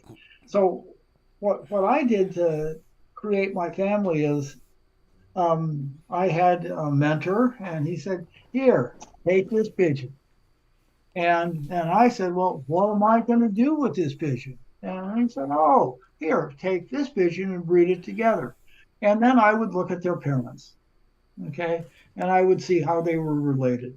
And I would look to see if there were, white-eyed bird or orange-eyed bird, if they were red check or blue check, or if they had any traits that I could tell by looking at their beak or their feather patterns. And then, I would do what my mentor suggested, and I would fly their babies. And, how their babies would turn out, I would, take that bird, and then I would switch their parents off with something else. So I would start building parallel families. So right now I have 4 parallel families that all basically, if you go back far enough, wind up with either 3845, which was a Smith bird, which was called the rare hen. And she was, I handled her. She was a wide-eyed, red-check, white-flighted bird. It was just a spectacular bird. It had everything right. You picked her up, you go, wow, this bird is the deal. A family that goes back to the clay hen, more or less, either from 272 or 291. And a family bird that goes back to 3859, which is pretty much 514. And then a family of birds that is my breeding of those 3 families with a little bit of the 66 imports from Harris in it. And so, I can take a half brother and a half sister and mate them, and then I can take a cousin and mate it back to its uncle. And I try to keep these birds with picking them up, holding them, looking at them in my hand, looking at them out in the air, that their type and expression, and none of these traits get out of hand. The recessive red is a trait that can get out of hand in your law, especially in my law. I don't know about your law, but because of the factors that every line of my birds carries that trait. So I've got to be real careful. Last year, 30% of I bred 100 birds. I had 30 birds that were recessive reds. Yeah. That's a high percentage. And you know what? I was gonna tell you that you get a lot of that recessive red of what you post. It's yeah, and most all of them are screamers. I mean, they really spin. And you can see in that 272 picture how it went from that bird that's on the screen now to that bird that almost looks like a recessive red because of that trait of that carries my birds. Matter of fact, the bird that you saw on the red check that you saw at Jack's house, that bird was off the recessive red. So I've got it, and you have to be careful. I noticed you mentioned a lot of the famous birds. A lot of those birds, were they hens? They were hens. They were all hens. Yeah. Wow. And it's a big controversy. You ask a lot of people, what's the most important bird? Is it a hen or a cock? And I'll jump right up and say it's a hen every time. And most people will say it's a cock. And I say the reason it's the hen is because it only sends one copy of its DNA, and it's easier to trace that one copy of the DNA than it is two copies of the DNA that comes with a cock. Yeah. And that's my. I have a lot of theories about pigeons that come from the SWAG method of reasoning, and SWAG stands for scientific wild ass guess. SWAG. So I use the SWAG method a lot in working with my pigeons. You think there'll ever be a way to sex link performance? You got sex links and they can color, and I mean, you think that's even possible?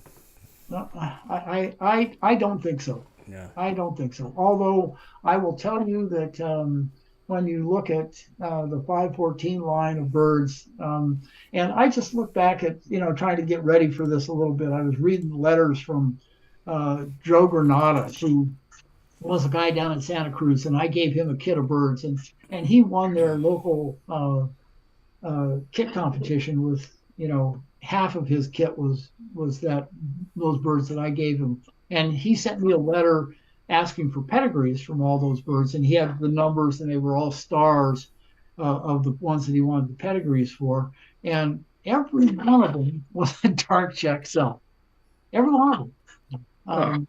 So. And what do you think that what made 514? Well, I could tell you because I'm wondering, because it's a spread, so I'm wondering what could be underneath. Is it a blue bar check? What is it? Exactly. I'd have to dig through here to find something that has the. Oh, that's okay. Has 514's parents on it, but I've got it here. And you know what? It's to me it appears like it was a small bird, like a little typey bird. She was a small bird. Doesn't look like she had like a muscular chest. It's just very small. Mm-hmm. And 3859, same way, small pigeon. Where this bird's got. I'm pretty sure it's got 515 now. Yeah, I was asking about how many of those were hens because. What book was that I read about the mitochondrial DNA? Yeah. And how you can only get, I think it's Dave Henderson's book. You can only that it comes from the hen. So I was wondering, how important a hen is. And well, I've got twice as many stock hens as I do stock cocks. So that means that the hens that have gotten into that stock loft are in there because they're good spinners. Yeah. So, I think that the good spinners are important to have. As a matter of fact, that bird that you handled at the AARC show, the old hen, when I handed that bird to Jason Brown when he came to, he was wearing a hoodie, and before I could turn around, it was in his hoodie. Ouch! I said, "Where'd my bird go?" He's trying to sneak it out, huh? Yeah, he was trying to sneak it out. That's how John Sandoval got all his birds back from Canada. Is that he packed them in socks in his suitcase when he went across the border. Wow. So they look like socks in his suitcase when they opened his suitcase. Wow. Wow. Yeah. Yeah. And this is a really good book to check out. Yeah. It might have information on the parents of 514 in there. You got the Crystal Palace up from the front, so it's a really good. It's a must-have, But Well, the cock for 514 wasn't bred by Pensom. The cock that produced 514 was bred by somebody else, and I was just reading some of the stuff in my literature here that shows that talks about 514 being bred by the cock being bred by somebody else. I know you had mentioned that Ray wanted to speak a little bit on the Jackanets? Yeah, Jackanets. Did you have a question on that, Ray, from? Well, I tell you the reason I brought the subject up to George is because back in the day when I first started to do competition, Jackanets were, everybody was flying them. Yeah. Everybody. Yeah. There wasn't many guys that wasn't. If there was something different out there, you knew it right away when you saw it. And I saw some fine kits of Jackanets back in the day. I mentioned to George that one of the things, active kits that flew a decent height and had nice spin and good depth. The one problem I saw a lot in almost every guy's backyard was kidding problems. And I had to be honest, I, over time, thought that the kidding problems was the flyer's fault. Because it was a matter of choice. You could take those birds out, and then of course, what do you have left? That's the question. Yeah. And it was never a fact that they had 8 or 9 birds out at a time. It was always, 1, 2, or 3, maybe 4 at the most, So, and what I knew about Jackanet was very little, except that he sold a lot of pigeons. Basically, that's all I knew. And maybe George can share more about Richard himself. So, just to talk to the flying part of it, I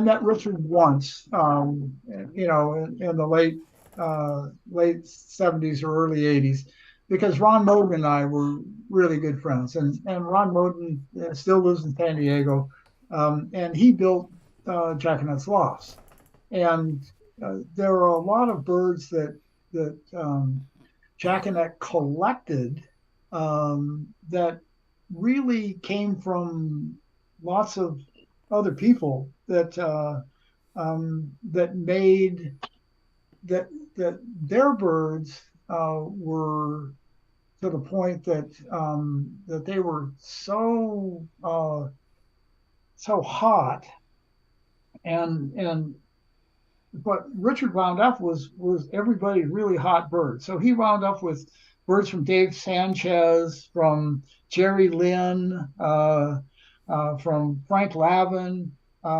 He wound up with Richard Espinosa, Dave Sanchez. He had a couple of hens from Monty Neville's and Ray Perkins, who you've got a picture of Ray Perkins there. Mm-hmm. And a lot of those birds really favored the Smith side of the Pensom birds. And in my experience, breeding birds, breeding from birds that had Smith's bands on them, the Smith birds had kidding problems, and they had kidding problems because they were so damn deep. I had a bird number 75 that said on its pedigree it rolled 25 yards. And it was a nice hen that bred, good spinners. A lot of those birds rolled down and didn't kit because they were so hot and they rolled so deep. And when they came out of the roll, they didn't know where the kit So was. do you feel that people were just attracted to that, the depth fast that they needed to get his birds? Absolutely. Yeah. And not only did his birds roll deep and fast, but they rolled perfectly. They didn't spin one way or another. They rolled straight. And that to my eye was what attracted me most to them, is that this was just the most beautiful thing you've ever seen going, in backward somersaults for 40 feet. And the ability to actually see something roll for that period of time was the attraction, in my opinion. Yeah. And he had, man, I heard that he was making buku money on the birds, and you had to put in a wait. You had to get put on a waiting list for his birds, Yeah, for Smith birds. Yeah. Yeah, it was the same thing with, and he lived in upstate New York, and Polona lived in the same area. And if you look at some of the old pedigrees, that Polona was sending birds back to Pensom. Sepulveda was sending birds back to Pensom, so that there were a lot of people that were um, trading birds back and forth. And I guess that's where I've been really fortunate, is that I've been trading birds with the same guys for 50 years, and somebody comes to my house and says, "Well, what you got? It's this new and exciting." And I said, "Here, try this." And I go to their house, and if the same thing happens, I decided this year that I needed to get some blue bars, because, like my white flights, I kind of bred my blue bars out of my birds. And Well, they're probably still there. It's just you got spread running through there. You know what I mean? Yeah, you're right. But and I've got smoky running through it, so I get Yeah. these really, smoky things. And So so I said, "Hey, you guys, I need some blue bars." So JV sends me two, Jack Meyer sends me one, and the Browns send me one. So now I've got two pairs of blue bars, so I'm going to breed blue bar to blue bar, and you know what I'm going to get? Blue bars, right? and going back to Jack and Ned, what could you give us a little bit of like history on the end of his career within the hobby, and what became of him? Sure. There's on the NDRC website. There's if you type Jackanet into the search engine on the NBRC website, it'll come up with either my copying of J.B. Kimball's story, or it will come up with J.B. Kimball's story. And J.B. basically was a groupie for Jackanet, and he wrote a great story for the NBRC, and I'll read you just a little bit about towards the end of it.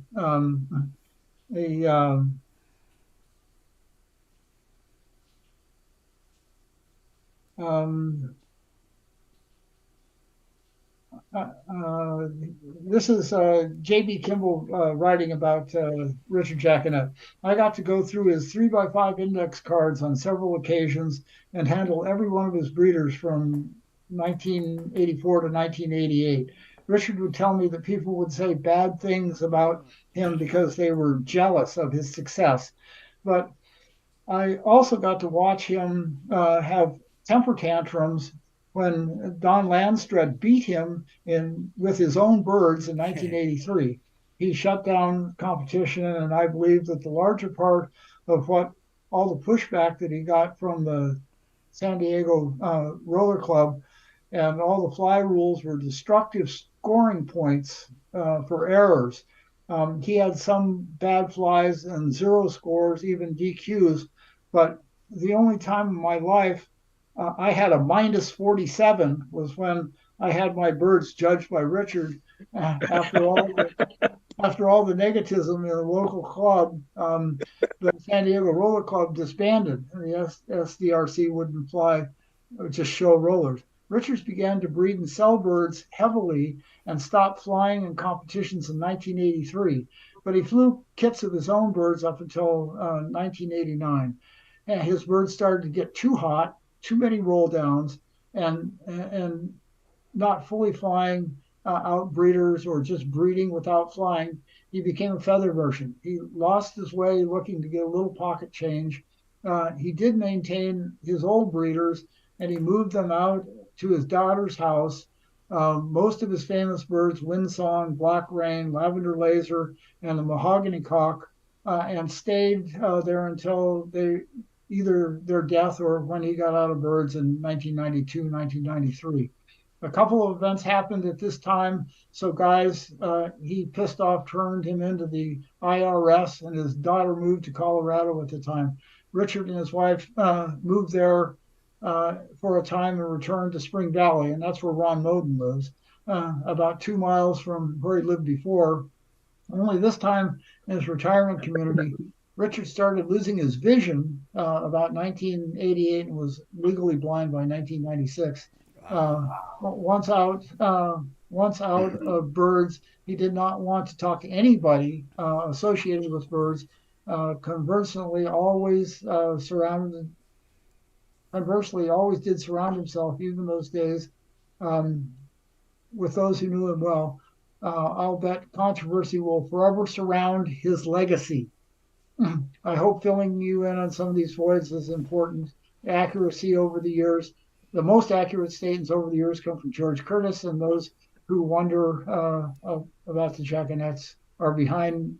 All those who wonder if the Jackanets are behind, yes, they're behind Norm Reed birds, Jerry Higgin birds, and it goes on to talk about Ron Moden and Richard Goss and all this stuff. But it's a really, really well-written article about Jackanet. Do you see how it says like his birds came from Norm Reed and Jerry Higgins, and then became Jackanets, that everybody had Jackanets. It's the other way around. It's the other way around. Oh, the other way around. Oh, the other way around. Okay. Do you feel people Jackanets are still there? Like you can still get Jackanets? Mm-hmm. Yeah. Mm-hmm. Yeah. I think you can. There are guys like in this area, like Jay Branch. Jay Branch has really good Jackanets still. There are guys in the Midwest. Mike Woden flies with Jackanets, I think. Yeah. Michael's gone mostly to English birds, but I mean Irish birds, excuse me. But he's got some Jackanets. And I think Rick Mee's birds are Jackanet based. Yeah. But like all your strains of pigeons, if you're not a thoughtful breeder, you will breed yourself into a corner eventually. Right. And if you don't have a parallel line, or somebody like I'm fortunate enough, I can go to JV or to Kiser or to Jack Myers and say, help me out because I've bred myself into a corner. You're screwed. You're going to have a bunch of roll downs or a bunch of recessive non-kid or something. Well, that's what I was saying about what I saw with the jackanets. I mean, I thought they were fine pigeons, like you said. They rolled straight and they were deep and they were active. Um, but I want to mention something when I say non-kidding. As a matter of fact, I knew Mike Walden in the 90s when I first started, met him, and he was one of the few guys that was flying jackanets that did everything well. But he even had hawk problems back then, where he was living. There's a difference between a bird that doesn't kit because it was bred out of birds that didn't kit. Because I think that non-kitting is a highly transferable trait. If you breed out of birds that don't kit, you're going to breed birds that don't kit. There's another group that you mentioned where the birds they're just deep. They're just super deep, and the kit is gone by the time they're out of the roll. They find the kit. When they do find it, they go directly back to it. But a bird that just doesn't kit because it's bred out of non-kitters. I mean, for new guys, that's one of the things that I'm going to tell you. It's a transferable trait, highly transferable. And I've tested it. It's one of the few things that I've tested to the point where I can tell you that the percentages of birds I got from birds that did not kit was like in the 90% range. Mm-hmm. So, that's. Sometimes it is hard to separate those two out. Yeah. But a lot of times what happens is that people, because those birds are coming from, they'll keep on breeding. Yeah. Oh yeah, I'm gonna give it a chance. This is the parents are so and so, and it just, like you said, it has a high percentage that we will get it back. So Ray, see if you agree with me on this. Is that a bird that's a non-kitter that is going to pass it down to their offsprings is a bird that will roll outside the kit and then not go back to the kit and roll again outside the kit. Versus a bird that's not going to pass that trait on is a bird that rolls deep and takes it, 2 or 3 trips around the block to get back to the kit. So you can kind of identify that. You can identify it, but it does take watching the kit to do that. Right. And I was talking to a number of people, and one of the things we talked about is, I mean, if you're not watching your kit, those are the kind of things that you miss. You might catch that roll, a good spin, good straight spin. But if you're not watching them, if you're letting them out and going in the house and then coming back and peeping out, and catching that roll, you might not see that bird is not in the kit most of the time. Right. So you have to watch it. There's no doubt about it. I just think there's no getting past, paying attention to what you're flying. And even though even if you have hawk problems, right? Mm-hmm. You have a lot of times they get spooked and they want to fly in their own sequence, kind of like on alert mode or whatever. But you still have the birds that kit, even though they're getting hit. You know what I mean? Yeah. And you want to concentrate on the ones that are kitting. You might say, oh, it's because the hot caught them a little spook. And I've been noticed this in my birds. I get hit almost every day. But every day that I fly my birds, you have the ones that kit and the ones that are getting spooked. So my vision is or my eye is on those birds. Like, if they can't get it like these birds are getting it, there's no hope. You know what I mean? I've been to guys' houses where that's happened and the kids have stayed together. Yeah. And I think those guys probably did exactly what you're saying. They just didn't mess with that bird that was spooked and left the kit. And when it did his own thing, he concentrated on those birds that stayed in the group.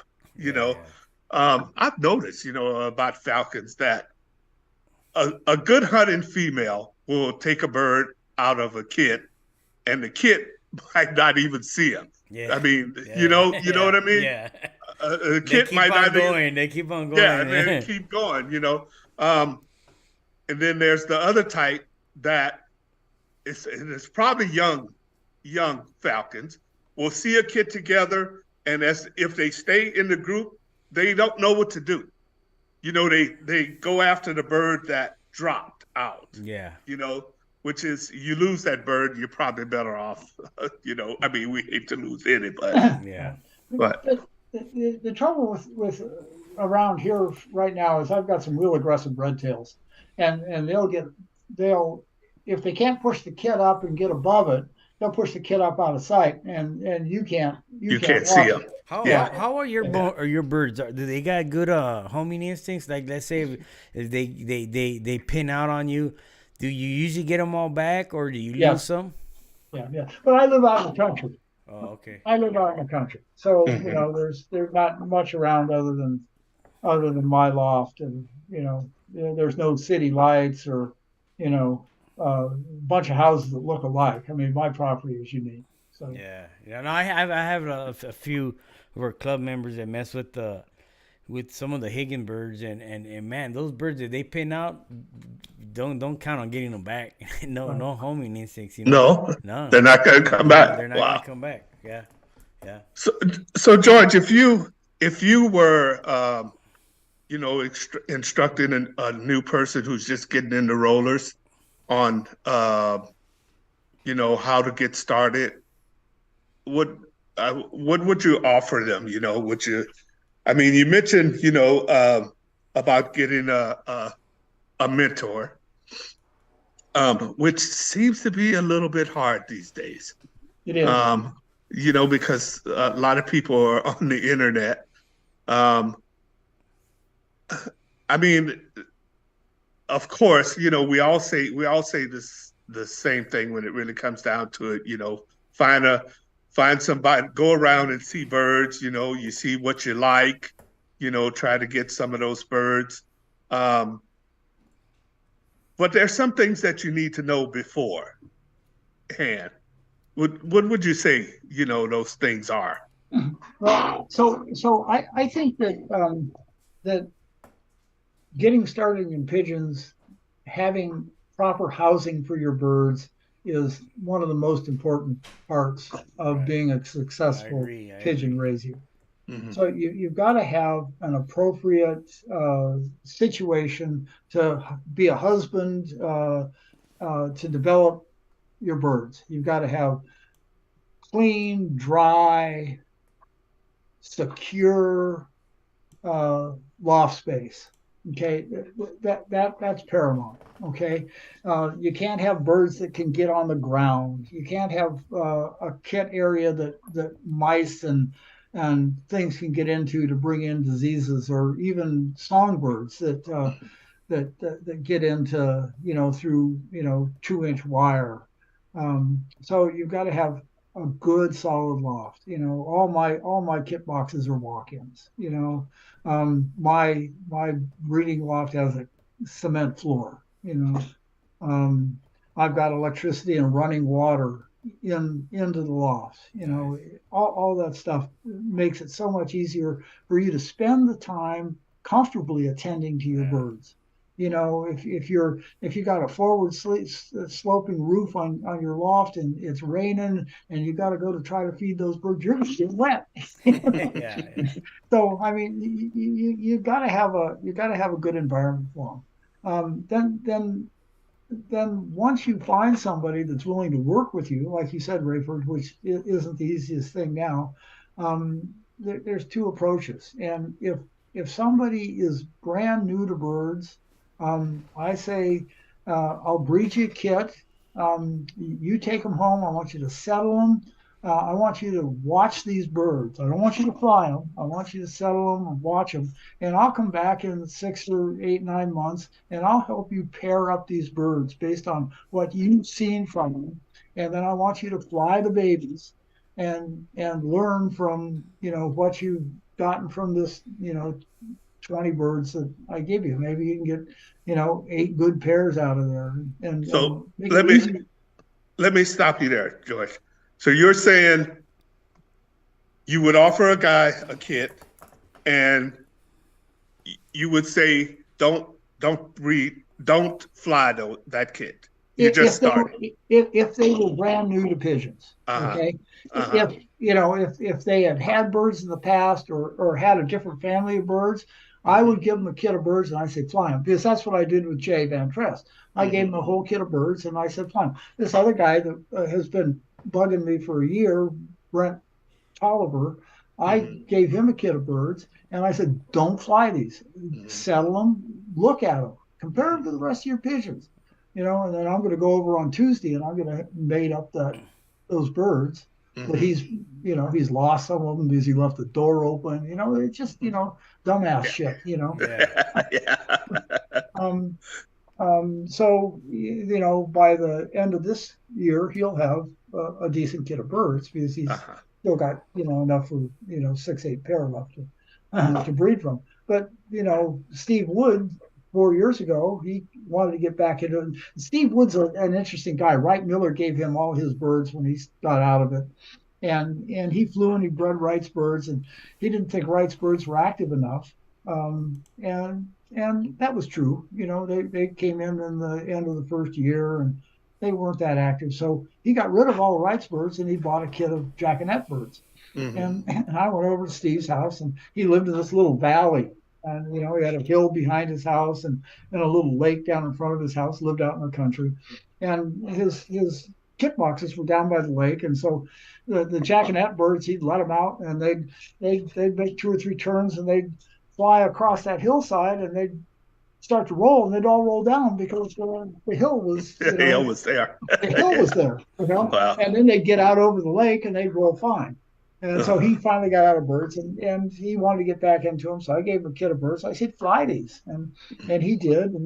And I went over there and helped him breed them up. And, last year he sent me an email. He says, I got this black check self. It's the fastest bird I've ever seen roll. And here's a guy that's had pigeons for 40 years. So back to where you were. So I'm sorry to interrupt because I had heard someone say that before. Yeah. So that's it is surviving, having the birds that you get from somebody else survive. Okay. Because people give you these birds with the idea that you're not going to fly them off. Right. Okay. And then stay in contact with these people, or you as a new pigeon fancier don't be intimidated to go back to the same person you got birds from and say, help me understand, Right.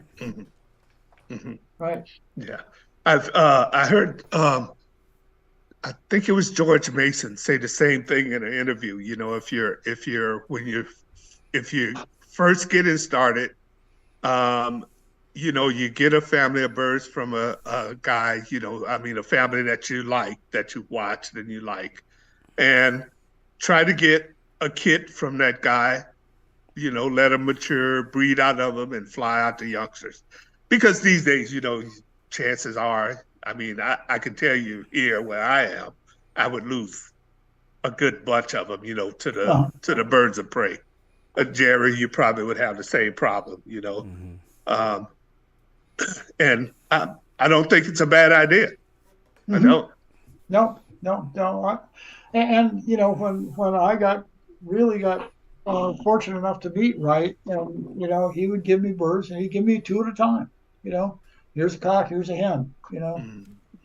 Breed these birds, because he'd already bred them and he was moving them on because either the pedigree wasn't quite right or he got something out of the pair that he thought was better, so he could move the parents on. And he was very generous with his pigeons. And this is a hobby; it's not a business. And I think that we all could be a little bit more generous with our birds if we have the ability to do so. Yeah, Right. I agree. Right. Well, sometimes too, like some people don't take them too serious when they ain't got to pay for them too. So you got to look at it that way too. Correct. I've been to the park to where I've gave out some good birds, and hey, where those birds at? You know what? I lost them. Just like you said, it's just dumbness, and And I was like, man, I gave you some good birds, you know what I mean? And Right. you know, I've always tried to find somebody that could work with me, so in case something goes wrong with me, they got the birds, you know, and we could work together. But it's hard to find those people that will be as dedicated as you are, you know what I mean? It's crazy. Yeah. Yeah. So Yeah, that's why I was so lucky to meet Ron Moden and John Sandoval and Joe Borges and Joe Kiser. You know, after I got my birds stolen, I mean, those guys yeah. said, "Yeah, here, And here are the same birds you had. I'm yeah. going to give you back because we've been trading birds for 20 years." Yeah, and going into like we're talking about, starting up for someone new. Who do you see right now in the hobby that's upcoming and could, could be a name in the future, like all the guys that you've mentioned, Joe Kiser, all the Herb Sparks, all those good guys that you just mentioned. Who do you see right now? Who do you got an eye on? So I kind of look back at myself when I was, 24, 25, 26. My level of enthusiasm was, over the roof about pigeons. Mhm. I ate, slept, and showered pigeons. Yeah. And I would go. I would get in my car and drive to Los Angeles to do pigeon business. 8-hour Mhm. drive. So I look at people in the hobby that are socially involved in the hobby, that are willing to come around and talk to the people that have been doing it for a while, or are from families that have been doing it for a while. This kind of father-son pass on, father-daughter pass on of hobbies. It just doesn't happen anymore. People in families, if you were a carpenter, your kid would be a carpenter. If you had raised pigeons, your kid would raise pigeons. Right. There's only two families out there right now that I know of, but I'm limited to the West Coast. And uh, John Teasdale is a young man, son of Jack Teasdale, and Jack Teasdale is a pretty well-known fancier, and he's kind of been like me. He's collected birds from a bunch of people, put them together, and flown some really nice birds. And John Teasdale lives up by you now. Rayford, he lives up in Washington, and Mhm. and he's been here. He's been, to everybody's house to talk and collect birds, and he's putting together a great family. And the other one is Bradley Brown, Jason Brown's son.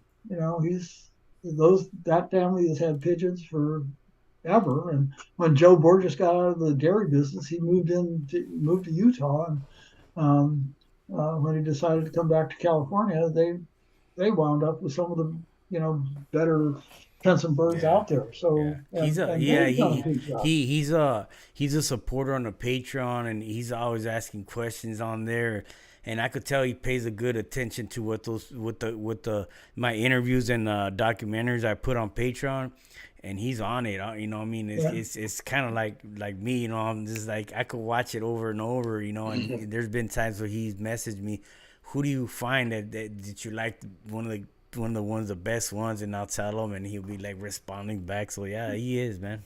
Yeah, and you're one too. You're a young man. You're Mhm. very active in promoting the hobby. You've got the technology and the audience to be able to unbiasedly promote birds.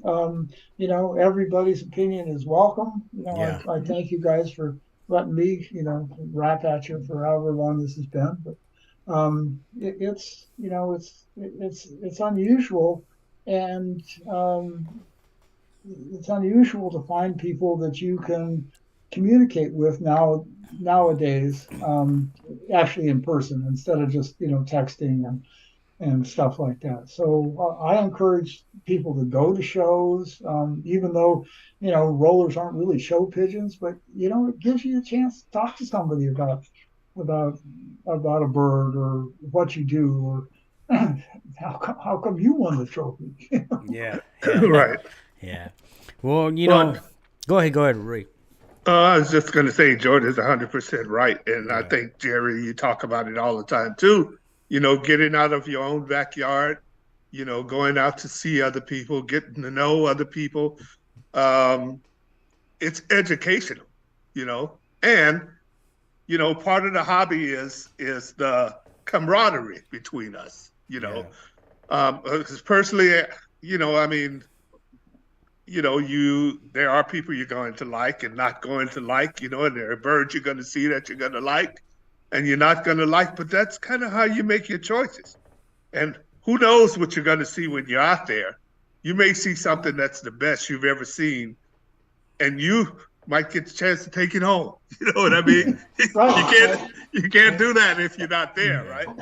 So Yeah, one of the things that kind of bugged me about this camaraderie piece is that when I went to this PRC fly-in, I entered my 2 birds, and at the end of this, when they auctioned off the birds, somebody was willing to pay $400 or $500 for a Ken Billings bird, but Ken was trying to buy the bird back. Oh yeah. Yeah, and the same thing happened with like all the top finishers in that contest. Other than my bird, I was happy to let it go because I knew I could make more. right. And these guys bought all their birds back, and just kind of, it was to me a bit of a slap in the face for everybody that came out to see the show and participate, not to be able to have a chance to acquire a new pigeon. Yeah. Bugged me.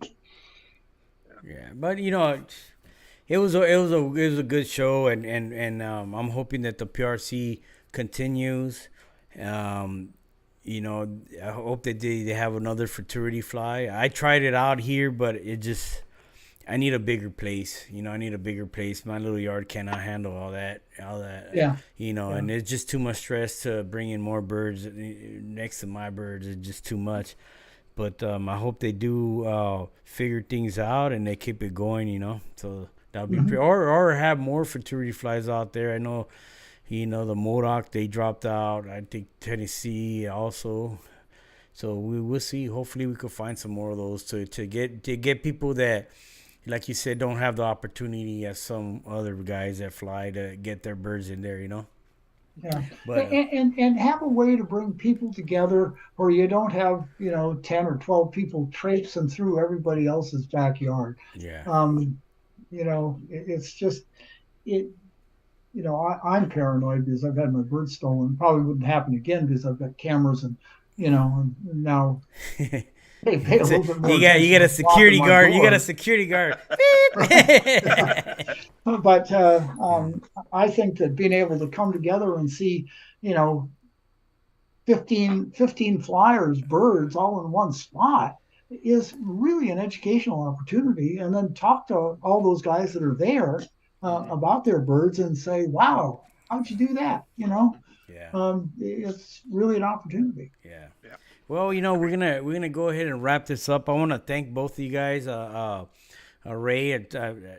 Thank you for jumping in, and George, thank you so much. I want to let everybody know that we always want your support on our Patreon and subscribe and like to the channel here. I'm trying to keep this live going for everybody to see it. But we always need the support. So I do have the supporters for the Patreon, and if I gotta cater to them, I would just cater to them, But I like everybody to be a part of it. That's why I'm started doing the live streaming. So I want to continue going out and recording and filming. Those of you that want to be guests on here, get at me or Ray. We could set that up. We usually about a 2-week notice. We could plan it out within the 2 weeks. And if you guys out there in your region wanting to put together a short documentary, I'm willing to go down there. Let's just work things out. Maybe help out a little bit with the stay or something, and we could get those done, man. These are memories that are there forever, and I think we should keep this going. Today we went back into history, and thanks to George here, I got tuned into a lot of stuff that I didn't even know about, and this is very important, especially for birds that are, flown here in a competitive way here in this country, and I want to spread it out around the world as well, So thank you guys. Thank both of you guys. And for anybody else that's listening to this that that might be hesitant about doing this was a good experience for me. I went back through 55 years of stuff, looking at my old record books, trying to remember numbers, reading letters. It was a great experience for me and made me feel better about the hobby. Yeah. So thank you. Yeah, so just there should be a link down there for the Patreon, or just go to Patreon and search Pigeon Broadcast.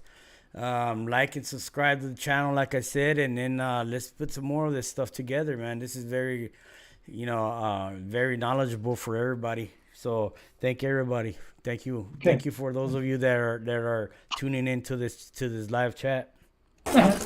See you later, Ray. Yeah, bye. Thanks, guys. Good to see you again. Yeah, bye. Bye.